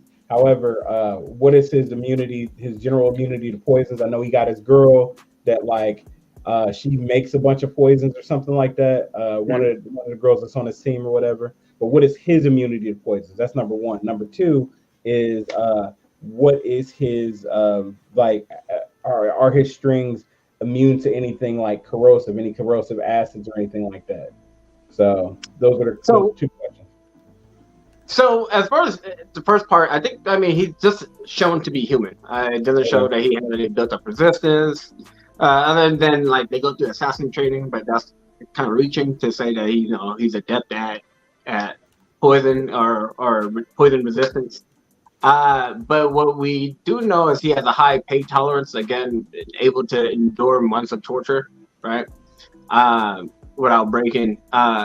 So that's kind of technically what we could go off of. But I would assume that he would fall bait to poison if you were to get a hit on him.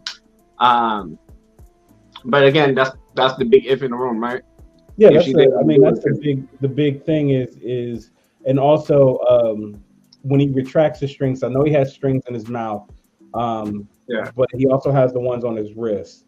Mm-hmm. But like, are there any that like other than the ones that are in his mouth, are there any that go into his body anywhere else? Yeah, he stores them depending on the battle situation, but yeah, you'll see them wrapped around his body parts, around like his organs and stuff. Yeah, around his bottle organs. Oh yeah, when the girl went to go hit him, he had him placed. Like I told Craig, he only has to have it in certain areas. He wraps around them within seconds, like Gara's defenses. Like he just puts it where he needs it, and then he can retract it or release it depending on the situation. So the question really is, and this is just my final thing on that question is really what happens if he sets up his string trap and she basically like does something to distract him.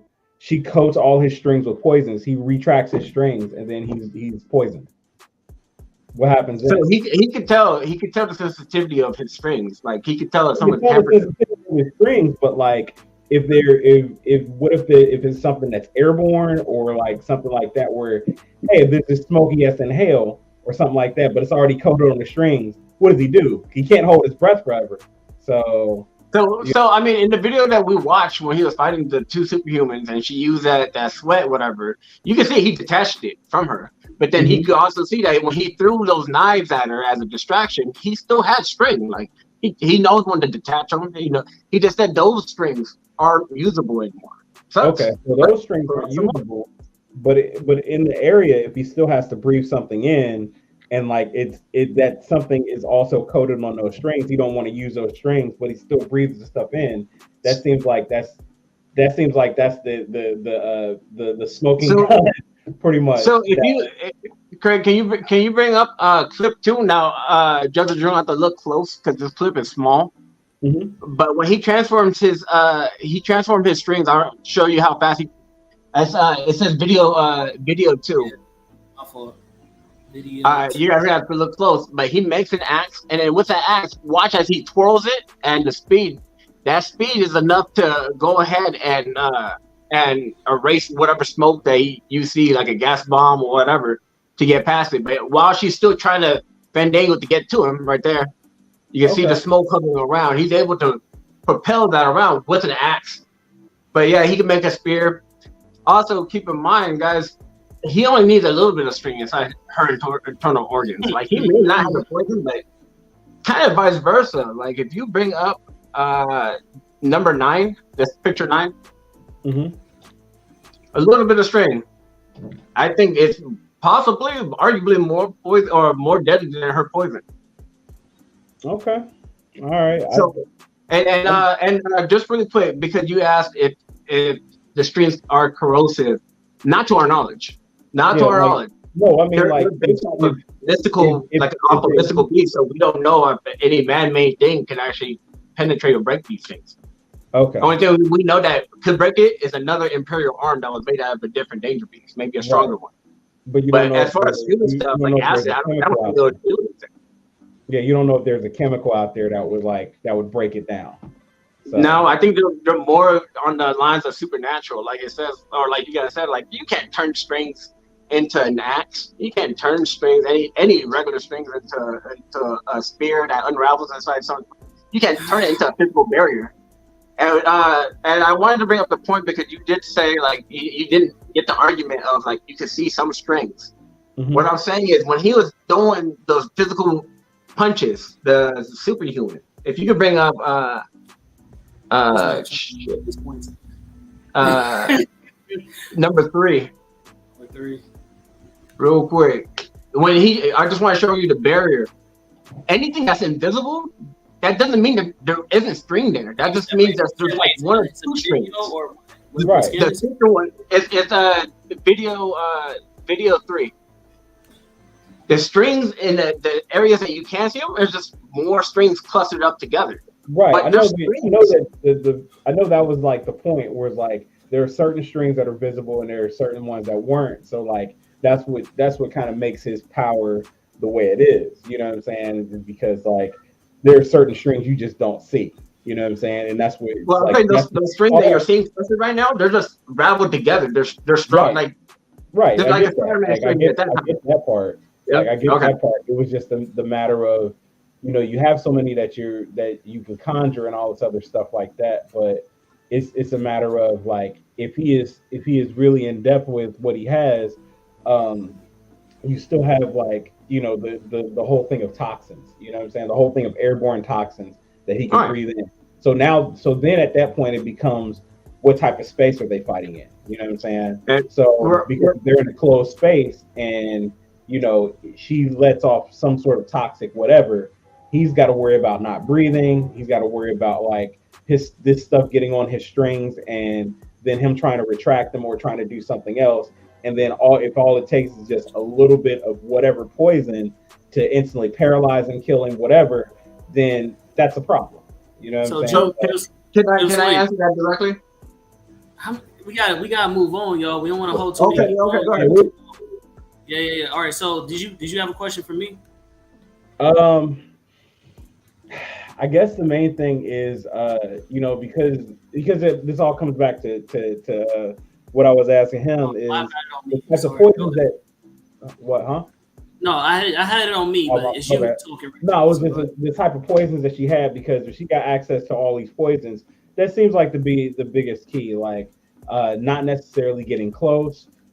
Everything is about distraction and all of that stuff. So it comes down to if you have any scans of any type of deadly poisons that were instant or any type of paralyzing poisons, like because I see a lot of gadgets that she has, but like any type of instant paralyzing poisons or anything like that like would have been the biggest thing because that's the biggest weapon that I can imagine that she would have against a guy like this. Okay. So I'll put it back on me. Now, because I'm doing the conducting and, you know, Jew isn't here, I don't have the scan. I wish I did. I had the scan where somebody was dead on the floor in the alley and it only took seconds. However, I do have another scan with the only people who have survived to her poisons are people like Batman. It was because one, he had He's Batman. Polish that part. He had everybody who's ever survived her poisons were people who already knew about her and had prep time. Unlike Lubbock, who doesn't have prep time. Batman had a nail polish, like basically remover type kit within his suit that when her nails digged into it, it instantly took away the poison. And then he also built up a cure. So when she did cut him or anything of that nature, he would have the cure to basically heal himself. So this is the scan right here. This is her shooting him. As you can see, she shoots Batman. That's Cheshire, as you see the name. And then if you look in this scan as well, it says, okay, at that time, now you have 1 minute to live. Mm-hmm. 2, and I'm the only one who can make an antidote. So basically, even though what's his name? Two-Face was only in the facility of the poison. He was not the person that was hit. Because Batman is close to him, her poison is that potent that he is also infected. So he tied them together and say, hey, if I'm going to make it out of here, you gonna have to ride with me. And then he jumps off of train and explodes himself versus fighting Cheshire straight up. So that shows you how deadly her poisons are. It literally said you have 1 minute to live. So even with that being said, I did show that he was on the ground and all that stuff, which I did have scans of that in my previous battles. But in this one right here, you see that it says that he has less than a minute to live. Okay. All right. I mean, that's it. That's all I got. That's all I need. You need me to give you a winner or whatever right now? No, we still got other judges who want to ask a question. Go ahead. Want to go. Oh wait, you got a question, Nicole? You got a question? Not you? Not yet? Okay. So you gonna go next though. You gotta come up with a question for both of us. So think of your question. All right. What's going on, Rico? I got a couple questions. I've been sitting on these questions for a while because we had brought them up again, like I said. So my first question, I'm gonna start with Battle Junkies. How often, like I said, I didn't get to see a lot of the strategy thing, so I wanted to see that because you keep touching on it with moments like scan number 1 where you show him grabbing the girl. How often is actually prepped for a fight? Does he know what he's going, know who he's fighting? Like I said, he's an assassin, right? So he get a contract, he get prepped on what to do. Are we I keep asking this question. It's something I want to ask both of y'all because y'all putting it as skills. Are we assuming that they in an area and know they have prep time about this fight, or this is just a random encounter?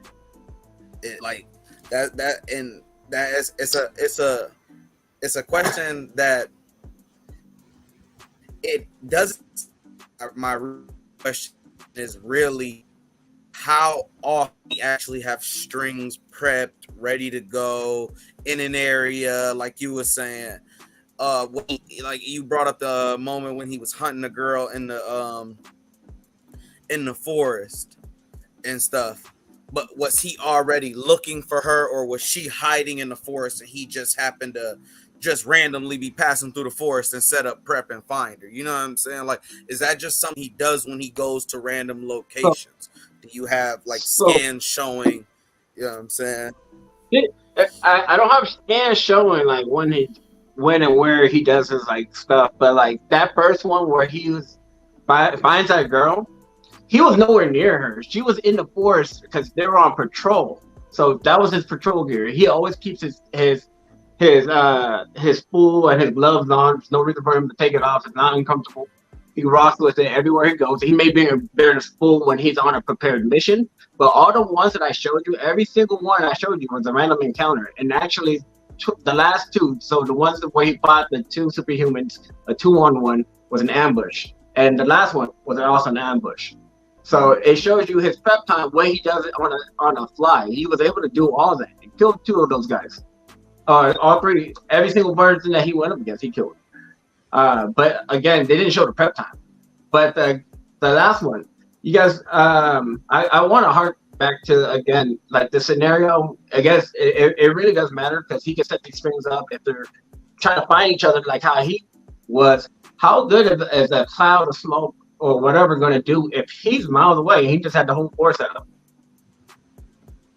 And he walked up to her. He found her in her trap that he felt it. He could feel all of that. Again, it's like a spider. Anything that touches the web, the spider knows.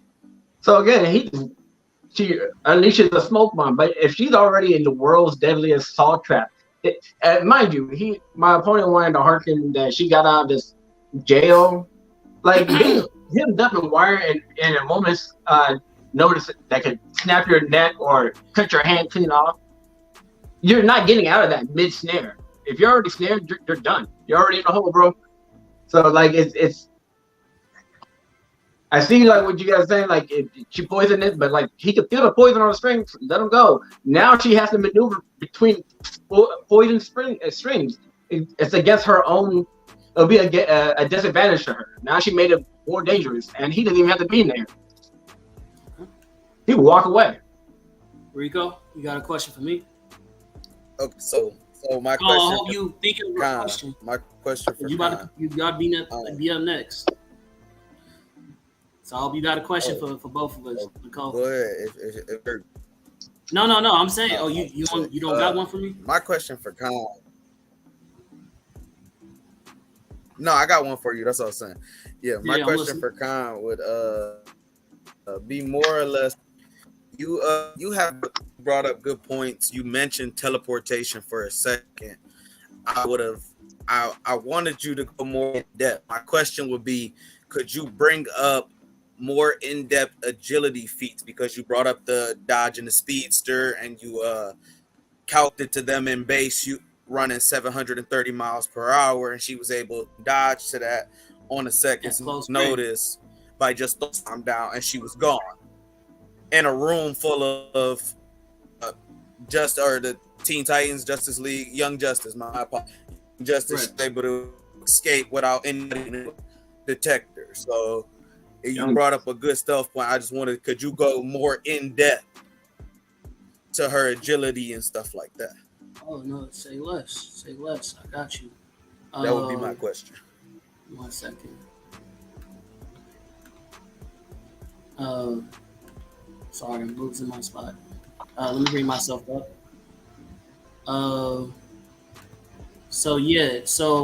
When it comes to Cheshire's agility, right? Like I said, she moves at microseconds, right? If you look up Batman, if you look up Catwoman, all these characters move at microseconds. They all react to speedsters. She's able to fight these characters on par. So that has to mean she at least equals out to microseconds. Again, like I said, she's shown to be react to speedsters, being able to disappear at a vanish. She's been able to be handcuffed and still react to a speedster, being able to dodge their attacks. This right here, I like to bring up with the teleportation.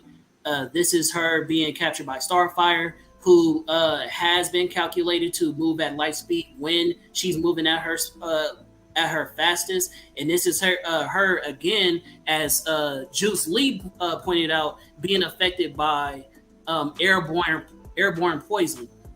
So this is her right here coughing out airborne poison, where she doesn't have to get close. As long as she's able to throw this mist at you, that's all she needs. And if you read the scan right here, this is her teleporting out of there. So this is her explaining her about to die from the poison as well. Then I would like to also bring up, he brought up how she escaped the prison. Like I said, this prison, it says the block is encased in the feet of concrete lined with reinforced steel and outfitted with every sensor Lucius and I could think of when we designed it. They are cells for escape risk. To build it, I had to imagine a cage that could hold me, hold the members of my family. This would be the Batman family. The members of the Gotham City Police Department who keep the block on constant watch. There is only one entryway. There are 2 ways to open it. One requires 2 officers turn DNA encrypted keys simultaneously. So this is a prison. As you see, let me bring it up one more time. Look at their bodies. You literally can't move. I just told you how they're described. And she still makes it out of that. So she's making it out of reinforced concrete and steel. We have no scaling to show that those strings are any stronger than that. So when we saying here talking about like her reaction speed or her being able to escape, she's shown capabilities of doing both. So she can either 1, teleport, 2, outmaneuver, 3, if she gets caught up, as the opponent brought up himself. The super soldiers that he went up against were double jointed. As I showed up in my own scan, mine's is triple. So if his opponents can escape the string only being double and mine's is scanned out triple, then it shows that she can escape the same strings as well. And if she just so happens doesn't contort herself to be able to move out of it, then she also has teleportation to get out of it as well and get close enough to have 1 scratch. And like I said, even the characters that he showed that he has taken down, all of them put hands on Lubbock. So if they all put hands on him and my character only needs to touch him one time. That's all she needs. I'm gonna go ahead and bring up Nicole. Okay.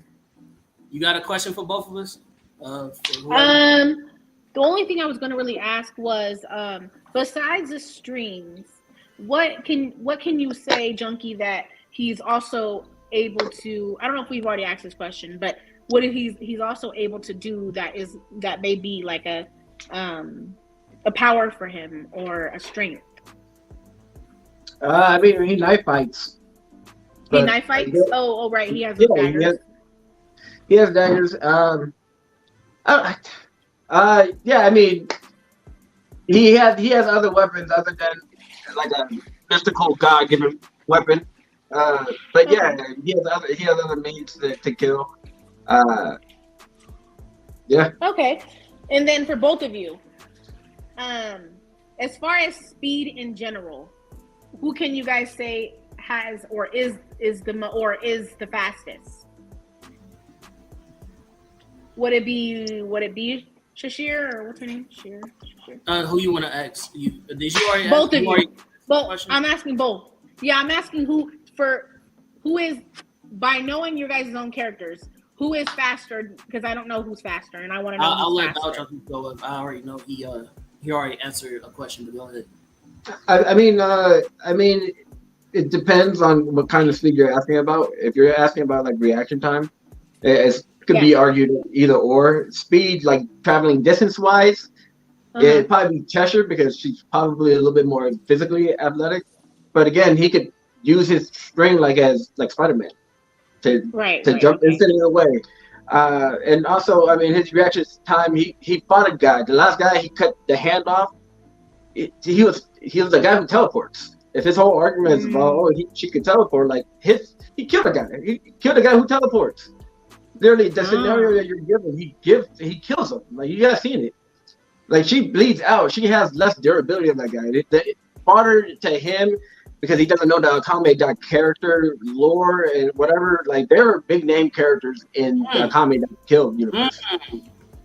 And so, like compared to general people, like the people that he's calling fodder would smoke her in a regular ass.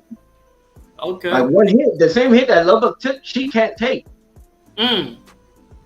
That's why she either dodges or runs. But again, you keep saying the gas clouds, and he was very close. I mean, Starfire was holding her. I'm talking about he hears a dinner bell fucking a mile down the way, and then he walks to see what happened. And sees her ensnared. Like that's what I'm talking about. He doesn't have to be close. He just has to have it set up. He has a lot of wires. Okay, so his ears are also. No, he can feel the string from anywhere. So if you touch it, you walk out, and he knows what happened. He knows where you are now. He knows your location. Okay. He knows your tangle. He can kill you from a distance. Like it's a different type of being. And again, he can kill you from internally. Like he showed him hemmed up in concrete, and she got out. But how about when you're doing that, you shove piano wire down your throat while it's wrapping around your organs, and then pull as hard as you can while you're trying to get out. Like let's give it that scenario. He's not going to just sit there and watch you get out, right? He's going to throw the spear, and the spear's going to fucking crush your heart, crush your liver. While you're dancing around that, he's throwing his knives to try to get you into the spot that he wants you to get to, because he's playing chess and you're playing checkers. He's going to see a smoke cloud. If he does, he's Spider-Man's away really quick. He has a fast enough reaction time to do that. Meanwhile, she's still in the death trap that he left behind her. You know, like, I don't know. To me, it seems overshot. My opponent has not yet demonstrated how. And the only way that we can get to how is a lot of hypotheticals. So hypothetically, if it's in the open field, hypothetically, if she gets past all his wires that she can't see, hypothetically, if he doesn't zoom away when she approaches them, hypothetically, like in the strategy portion where she's fighting the fodder Artemis and Red Arrow, if you watch that fight, if you want to bring it up, her first tactic is to run in a straight line towards her opponent. Like that's what I'm saying. Like you guys are giving her the fucking world just to give her as an arm. And ask me like what other weapon? He doesn't need any other weapons. He has the weapon. He has the tools. He has is the weapon. He Yeah. has as much dedication and skill. Like, yo, it's like giving two trained soldiers one fucking slingshot and the other one an AK. You're like, all right, they're both equally skilled, but who's gonna win that one? The guy with the better weapon. That's what makes the difference in these fights. Like the weapon, sometimes makes the man. A lot of times in like battlefields, like literally, that's why they go ahead and throw out the old model, buy the new model, because this one killed one more person than the last one did. And he has the best model weapon. If you can show me a DC character that uses a similar type of weapon that he does in her universe, I may concede. But until then, I don't think she's dealt with people like him. But in his universe, he deals with superhuman people all the time. Like her. Okay. Okay. All right. Okay. So that was all my questions. Okay. So my question, I mean, not my question, but my answer to that is, like I already proven, Cheshire is already faster. My own opponent just admitted before you asked your question. Well, no, was it why you answered your question? Why you asking the question? Was that my character was physically more faster?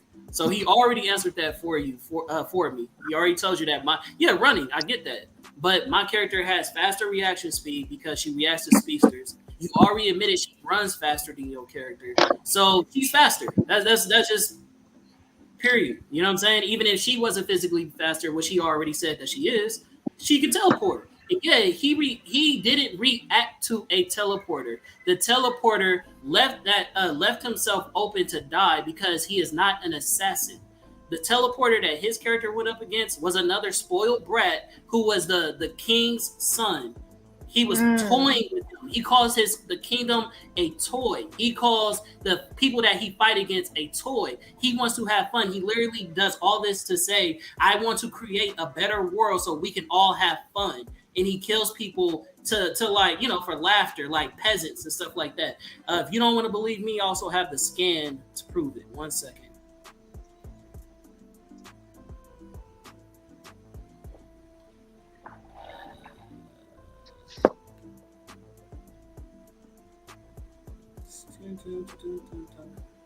Okay, this might be it. Hopefully, no, that's Battle Junkies. Blerd.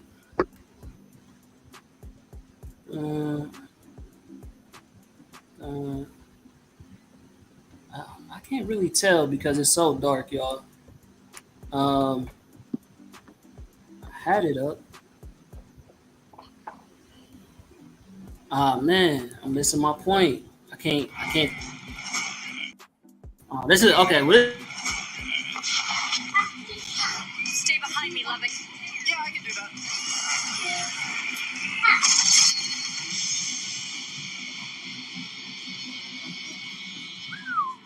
Nice one, Akame.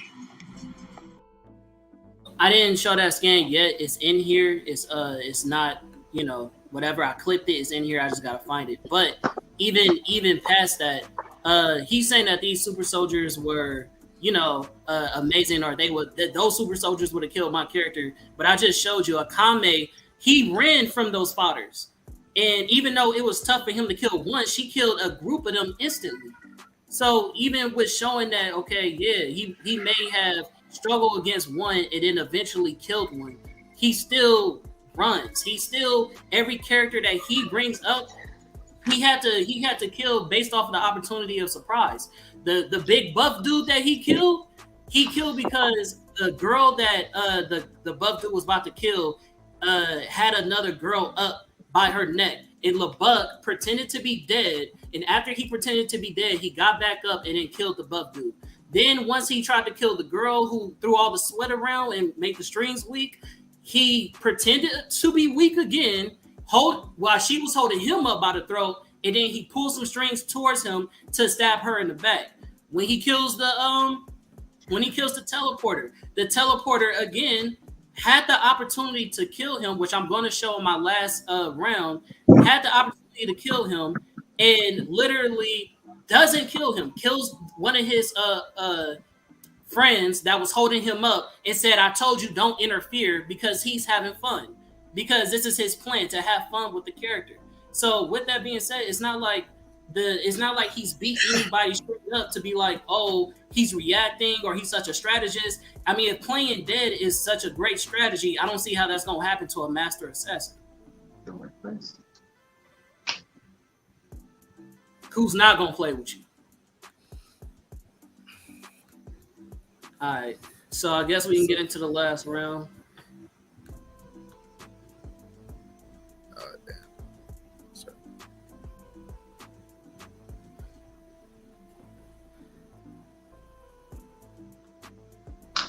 All right. Oh, we already did that. All right, this is the conclusion. We're gonna wrap it up. Battle Junkies, how much you need for your conclusion? Like maybe 3 minutes?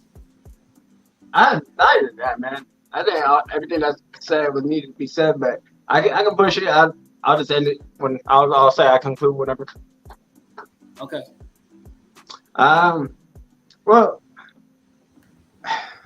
again, my opponent seems to be ill-informed about how Akame got killed works in their universe. Assassins get their job done by any means necessary.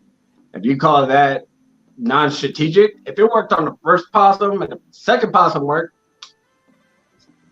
what's the results? Is what his commanding officer asks him when he comes back from the mission. What's the results? Is he going to report back to her, hey, I got Red Arrow into a kill position, but I kissed him instead. I had a baby with him instead. Sorry, fuck that mission up, and then report back to Lex Luthor. All right? Like, if we're talking about, again, professional killers, it doesn't matter how he gets them killed. It doesn't matter how sneaky, conniving, whatever. If the end goal is to get someone dead, that is it. And he accomplished that. Under being a ambush, she ambushed them. Her little sister and her boyfriend. And she had a tough time. You keep calling father. Yeah, he ran away because he knows he's a specialist. In your own admission, he doesn't like fighting multiple people. He's more specialized to fight one-on-one or assassination attempts. Why would a ninja go and fight a samurai in broad daylight? Right? Like, that was your argument? Like, yeah, he sticks to the shadow. Akame is a much more proficient killer than Cheshire. He knew she could handle it within seconds. You put her against, you say she's on the same level as Akame? Come on, bro. Come on, bro. Come on. Akame versus, come on, man. So yeah, he left it up to the big guns. You know, a sniper doesn't use a sniper gun to mow down a bunch of people. He picks up a machine gun. Akame at that time was his machine gun. He's a sniper. He fell back. Strategic retreat. That's what I'm saying. He's not afraid to fall back and Spider-Man away while she's tangled up in a bunch of fucking webs. He doesn't mind. Doesn't fucking mind. Doesn't have any guilt at all on how he kills it. Cheshire seems to have a fucking mentality that she can fuck around with missions. She can kiss the dude that she's meant to kill. She can go ahead and play fucking tag ass with her little sister and their group of elite. They're sidekicks, bro. She was fucking around with the sidekicks. Right? Like, what are we talking about, man? Again, I asked you, how did Starfire get killed from the poison she took? I think she's fine. Because Cheshire doesn't really kill main characters. She kills fodder. Like the nameless guard. My guy, he kills people. Yeah. He kills them off screen, on screen, big names, no names, ambush, non-ambush. Like, yeah. And he's a side character, man. But Akame or what you're calling fodder, Cheshire would be fodder in the Akame universe. Pull that band-aid off. Woo! Conclusion. You thought you did something with that? A little bit. You thought you did something with that? Bit. All right, bet. A little bit. Yeah, I don't know who wants to time me, but I'm gonna be hands-free this time. So if somebody can time me, because I'm finna go the fuck in. This is my conclusion round, y'all. First and foremost, the way that, like I said, he did not react to a teleporter. The teleporter was playing with him. Again, here are the scans. What's wrong? Not gonna run. Again, playing with him. Had an open opportunity to hit him. Had an open opportunity to kill him, but he's playing with him. Even when he had the killing strike, he does this. I have to do this. I have to for my mother and for my father. Let me go. I'm sorry.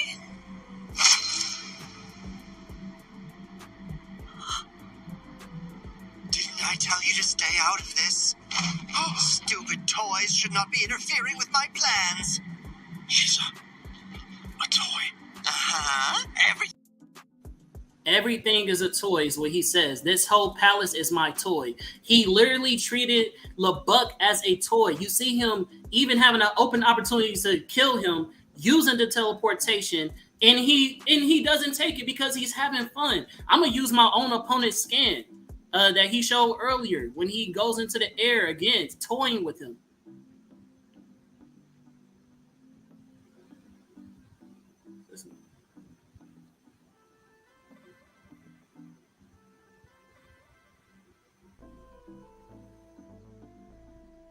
So again, like I said, this is him teleporting, messing around, just going crazy. So then eventually, boom, he jumps up in the air, boom, knocks him down again. And that's when he gets him. After the fact that the girl distracts him because she saves him. Like he spares him by playing around, kills the opponent. He has enough time to set up because the dude's so cocky that he's like, well, now that you've been playing around with me so long, just jumping around, as I just showed y'all, dude was just jumping around, had no plan of attack, was just jumping around the field. It gave Lubbock enough time to have a setup. In a opportunity when he's fighting against somebody like Cheshire, she's not going to jump around. She's not going to play around. She's not having fun. She's gonna revel in his blood. That's how this character is. I also had other scans I wanted to show. Basically, how he's always asking for protection. That rice will make a lot of people happy. I guess I've made myself hungry just looking at it. You can have my rations if you take out any enemies that pop up. We got a deal? So as you see that, he's even asking Akame, hey, can you make sure you protect me if anybody pops up? I have another skin.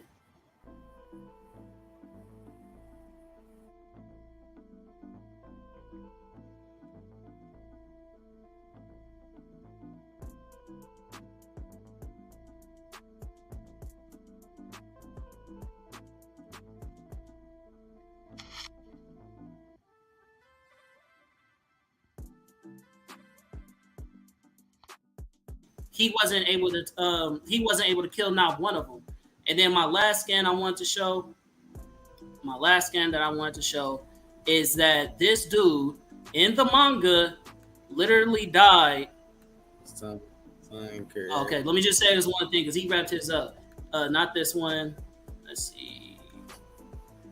Hold on. Yeah, that was time. Hold on. I just want to show this once again. Let me. Video. Cheshire Samurai. All right. So basically, bro, where's my scan, bro? I had it. All right. Anyways, since you're saying that's time. But basically, he dies to a normal, regular samurai. He doesn't even lose to a teleporter. It's just a dude that's a samurai, and he dies like that in the manga. So even then, he's talking about. Whoa. So just speaking way out of time. That was after he was tortured and he escaped. Yeah, so he didn't have a string. Yeah, he didn't have a string on him, and he's been tortured for months. And you're like, oh, he died from a sword. Like, one of the judges asked. Context is everything. You put everything out of context, and then now to go and correct you every time. Fine. Okay, let me give you all the context in the world. The context is when he killed the teleporter in the manga. Again, he wasn't fighting him when he was teleported. He had the opportunity to kill him because he pretended to be dead. Again, like I've been saying this whole fight, he only kills people that he pretends to be dead. So take the same. Hold on. Listen, he breaks his neck. After he breaks his neck, he picks up a sword, tries to escape. When he goes against a samurai, he gets killed by a normal samurai who doesn't have any imperial arms, who doesn't have any type of super soldier ability, and he gets cut down by red. Save that same energy. So save that same energy from when she saved Red Arrow and she kissed him instead of stabbing him in the neck. Right? Yeah, because she was toying with them. But that's the mindset that I told you. The motivation doesn't matter. It's your mindset. She didn't take the kill. Doesn't fucking matter if his opponent didn't take the kill. Doesn't fucking matter. He was fighting a psychopath. But if you're trying to say there's a comparison, he's fighting a psychopath, which will probably give him more of an out than she would let on. in time that she's having fun, she may let him live, which will open it up for a genius strategy like him. That's the whole point. Yeah, it doesn't matter. He's a simp. And your point that he was a coward because he said he was a coward after he got tortured. Cowards, I guess it's your own definition, but I wouldn't call that dude a coward. The fuck? Like, I can take torture for months on end and not give up any fucking information. Day one, I'm snitching on all y'all. Day one, they gave me a Big Mac and hamburger in the fucking confession room. I'm snitching. And he called himself a coward. Like, yo, he's a prisoner of war.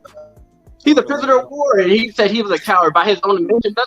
That's cool that he thinks it after he did all of that without giving anything up and completed 100% of his mission. He thinks of himself as a coward. I think that says a lot more about his character than what you're trying to portray him out to be. Okay. Like I said, bro, the dude wasn't trying to kill him. Not Akame, but Cheshire literally was not. Cheshire wasn't trying to kill Red Arrow neither, right? She had a baby with the dude. Bro, you're comparing about a baby. You're comparing a woman who doesn't want to kill her baby father. Yo, imagine paying for an assassin and then she gets married to the nigga that you wanted assassinated and have a whole ass baby and retire. Assassinate him. The whole point of that episode, like you said, I don't know Akame got killed. But obviously, I know the manga better than you. But we're talking about just Young Justice, where in that episode, their only objective was to get away with the item. Even in that scan, what's his name? Sportsmaster. Her pop says, "Okay, I got the box," and she gets the fuck out of here. Sometimes her objective is not to kill. Sometimes her objective is to protect. Sometimes, like I said, she's a carrier. She's a bona fide Uber Eats. She's not an assassin, bro. You can't kill now one big name person that she assassinated. She's an Uber Eats. Can you pick this up for me? Thank you. DoorDash that bitch. She's DoorDash, bro. She's a retrieval. My guy kills. Like that's okay. My character playing dead. One scan of my character getting beat. One scan of anybody being able to handle her poison and anything of that nature. So we get to the deliberation, please. My character is faster than yours. My character can doesn't matter. You can't get past his weapon. Doesn't matter. You don't have an answer for his weapon. It doesn't matter. He can beat you off location, bro. You don't have an answer for that. He can spider web away from you. You don't have an answer for that. Your girl uses the weakest weapon from the ninja. You already know she's faster. So how he getting away? Doesn't matter if she's running in a straight line and she's running into a tangled maze of fucking barbed wire. She's doing me a favor. She knows her sister, and she's so fast that before she could pull off a shot. Playing with your sister, but again, that's a psychopath playing with her friends who are heroes who don't kill. So there's no risk reward there. They can kill her. Episode 2, when they shot the bomb in there and Aquaman used the fucking that bomb should have killed her immediately. Yeah, and guess what? She has immediately lighting kept her in, but it would have killed her because she's a regular person. What are you talking about? So that even played in my favor too. What else you want to do? Okay, cool. All right. So, anyways, let's go ahead and get into this deliberation. Juice Lee. All right. So, I mean, I don't know, man. Like the way I looked at it, like the biggest problem I have with Lubbock is the fact that like he can make all this stuff with his strings. He can do all this stuff with it, but the problem is like while the strings are his greatest weapon, they're also his greatest enemy because it seems like the strings can be coated with stuff. And granted, he can like get rid of string. He can get rid of like the strings that are coated with stuff. The thing that he's not shown is like I haven't seen enough of him. Like I've seen him using the strings as like shields and axes and stuff like that. But like the best thing about Cheshire is the fact that she does have she is a master of distraction. So she can create distraction. She can create all of these things and like I know he beat the teleporting guy with like a distraction, you know what I'm saying? So it's like, but like it was more to the fact that he had outside help that like kind of guided him into doing that. With Cheshire, she creates the distractions, so she can create a lot of things that would like get his senses going in different places or tricking his strings. You know what I'm saying?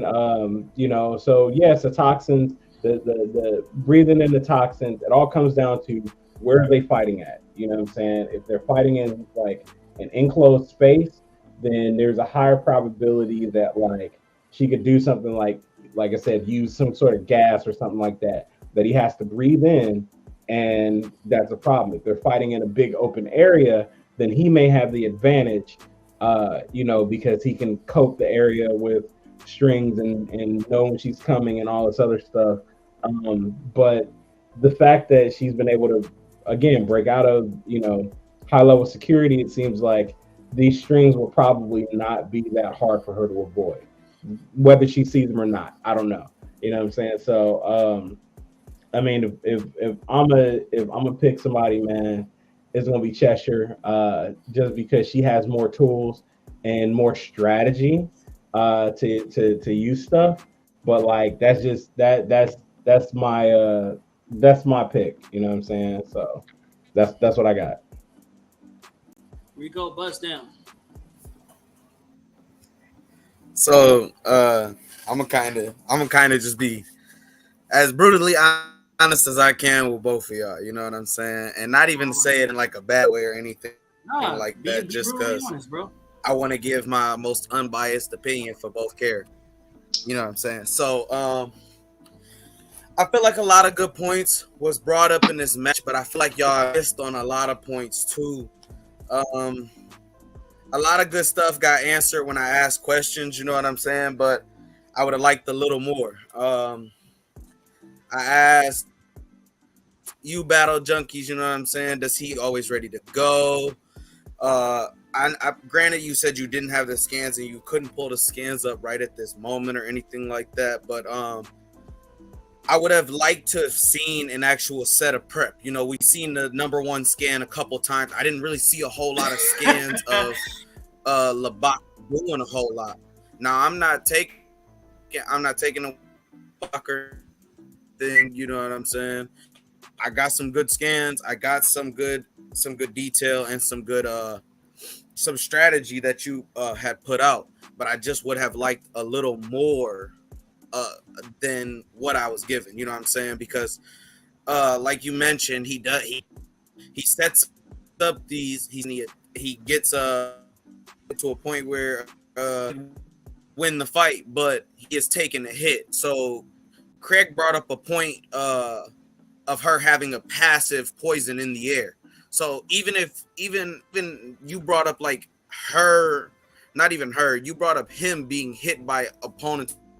You never really gave a speed for they're faster. Akame got kill world. But for a person who doesn't know, he take that and that makes sense. You know what I'm saying? And I feel the same way. That's why I had asked the speed feats with Khan, because that kind of stuff matters when you're bringing up the mention of the characters and the super soldiers. Because for me, I discredit either one of y'all arguments or discredit the opponent y'all were bringing up for, you know what I'm saying, show. So when you showed an opponent or he showed an opponent, it wasn't fodder to me. I was a character I wanted to take in information on and know more about, you know what I'm saying, as an opponent. You brought up he beat a teleporter. That was a good point because Cheshire teleports. Craig had brought up a scan, but it didn't really show the teleport like I had wanted in the moment, you know what I'm saying? With the question I had asked you, it was, you brought up a lot of good points. You touched on a lot of good things. I just would have liked, like I said, just a little more for what he could do, how he would have took care of her. Could he survive after taking a hit, anything like that? Because he isn't susceptible to not being hurt, and that's the same goes for Cheshire. She can be affected, she can be hit, you know what I'm saying? But from what we've seen, he's not susceptible to being injured or hurt. So how would he come back from that, rebuttal back from that, is something I would have wanted to see, you know what I'm saying, or talk about more when Craig mentioned it to you. Well, now, Khan, your argument, same thing. Like I said, you had a really good argument. You brought up a lot of good points. You brought up, like you said, the poison goggles for tracking. She would drop on people like Artemis, Red Arrow. She was able to sneak on Aqualad without him being able to detect it, and she also sets off multiple forms of distraction. You brought up a lot of good points. Well, now, when you brought up the agility, you did bring up like the passive, but you didn't like her react Starfire or her to, and now we did the one speedster, so I can't take away from that. Real quick, I'm not gonna try to distract more you. of that. Saying, you know what I'm saying? Remember the scan that I brought up the first time where it said that she reacts to Starfire and Blast? I'm just saying, like I brought it up early in the. No, yeah. That's what I was bringing up. Yeah, we see her fight Starfire, but I was just saying, of like scan with her on par fighting Starfire back to back. It was a good scan all in all. I got the information I needed from it with the passive poison, which, like I had just mentioned, the Battle Junkies, I would have liked for him to have tried to rebuttal it or say something with, he brought up the dude has strings inside of his body. Does he not have precision level that he could have forced the poison out of his body or something? That would have mean, but you brought up, like, again, her hand-to-hand combat. You showed anti-feats to his hand-to-hand combat. So I can't really, like, I can't discredit it because of what I've seen from him and what I know for other characters in the verse. Because this verse isn't about the other people or all the other things that's going on. It's about these two characters. It is why I brought up a location mattered a lot, why I kept asking that question and trying to get that mindset, because I'm thinking of it as random location. They are both in the same area, just happen to see each other. It's a fight. It's not contracts. There's not prep, you know, and their standard gear is their standard gear. You both gave me your mindset of what could happen, and however I play it out, he brought up good feats to show against teleportation and stuff like that. It almost comes to a stalemate in my mind, but I have to, in my personal opinion, I have to give this one to Cheshire just for the hand-to-hand skill he showed. Then he brought good toxology, and you gave a good rebuttal with Akame being a poison user and the top level poison user in her universe. That was a fire point that I like that you pointed out. But he then showed that Batman and other people had agreed that she was one of the highest level poison users in their universe. You know what I'm saying? Second to people like Poison Ivy and stuff like that. And he went that far. So it just, if I see her getting a hit, and since like you said, he resists to that, I see that becoming a problem. But I can also see the fight playing out where she gets that hit, he dies from the poison, and he has damaged her to kill her with the strings in the surrounding area. So, like I said, it almost comes to a stalemate, but I think she would win the fight first. You know what I'm saying? It's like an encounter, Kimono Dragons. The poison would kill one of them, and the other would die soon later after leaving. You know what I'm like? A tiger and a kimono dragon. That's the comparison I would like to give. This season, you both had excellent points, excellent rounds. Great. This was a fun one of the best ones we had, definitely. Appreciate you, Rico. And then Nicole. No problem. What's your vote? So for me, I really liked you guys' points. You guys were both great. Both characters, I believe, are just amazingly good. I'm going to get straight into who I think would win. And just based off of senses alone, because I think that's one thing we're forgetting about Lubbock, or what is his name? Lubbock? We're forgetting his senses. His senses are probably his greatest strength. He could sense things from a mile away. I don't even think she'd probably even be to get close to him, even if we may have seen that clip. That clip is a real deal breaker for me because you showed that clip, and so that's where I'm kind of stuck at, and that's where I'm in between. But if it was something that look, I think I'm gonna have to go Lubbock. I just feel like his senses are his greatest thing. If I would rather have had senses abilities than to have I feel like hers is like more of a natural, like superhuman. I mean, not superhuman, but like a superhero. I don't know what I'm trying to say. I just feel like he has the natural like the superhuman abilities, and that's what I feel like I would want. I think being prepared, or if he, even without being prepared, I feel like, yes, he may look weak or he may come off as weak. I think he has a special tool. Like even when you showed that clip, it's like he has, even if he may seem stuck, he'll come up with something else that we may not even know he'll do. So, but I do like Cheshire a lot. I feel like they would that would be hell of a fight. But I think I'm gonna go with Lubbock. That's who I think I'm gonna go. All right, well, it was 2-1. Good battle. I honestly do think that Cheshire would win now that I did the full research on Lubbock. But yeah, man, this is a great battle. Battle Junkies, thank you for coming through, my G. Wish I could have gave you the trophy in person, but we can still kick it at Comic-Con or hang out in Vegas if you want to. You know, we friends in real life. Juice Lee, thank you for doing this last minute judging, bro. Definitely follow me on IG. I'll follow you back. Thanks for tuning in, and shout out to my boy Duke for even linking us. Thank you, Rico. You feel me, for being a good sportsman. You know what I'm saying? I appreciate you being honest and fair. Yeah, for sure. And then Nicole, even though you're a fucking traitor, I appreciate you for. You was looking for the UD. You was trying to look for the UD. You made it a split decision. Yeah, she out of fucking line, but it's all right. I appreciate you for coming on last minute as well. So yeah, man. Everybody have a good night. I know Battle Junkie said he wanted to get out of here. Everybody just give out y'all, y'all shout outs, and starting off with Nicole. Tell them where they can follow you, where they can, So I just have a TikTok. It's just Nikki the Entertainer, and I'll pop right up. So that's all I really am on right now. But yeah, thank y'all for having me. Thank you for coming, Rico.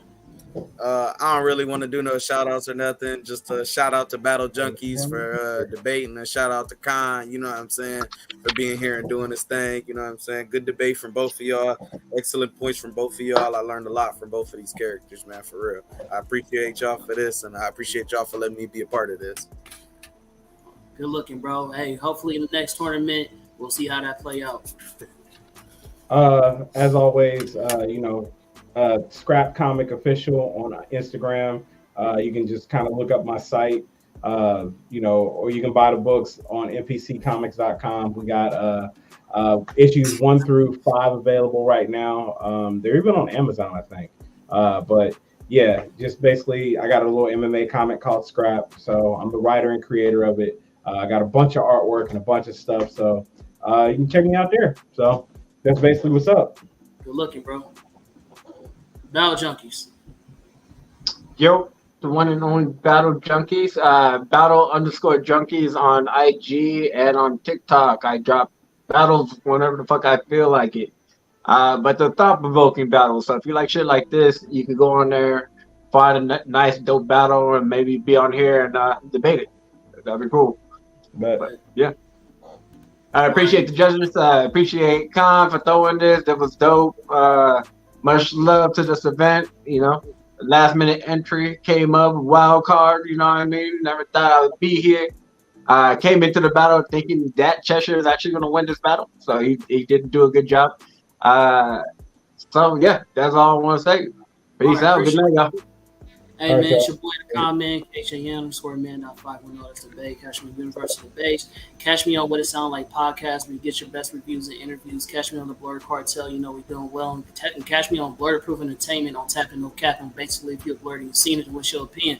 Our next episode on Monday is going to be a man named Cooley Jackson. He helped teach Michael Jackson how to do the moonwalk. So we're going to do an interview with him. He also was on a movie called Breakin'. He also was the stunt double for the White Ranger, who Jason Todd, who just recently passed. So Jason Todd been there for a minute, but Jason David Frank, on the other hand. Sorry, Jason David Frank. Thank you. Jason David Frank, who just recently DC mode, bro. Yeah, so he was a stunt double for the White Ranger. He's a black man. So just want to do an interview with him. That's gonna be on Monday. I hope y'all like it. Hope y'all tune in. And yeah, man, appreciate y'all tuning in to this debate tournament. Have a good night. Work. Peace.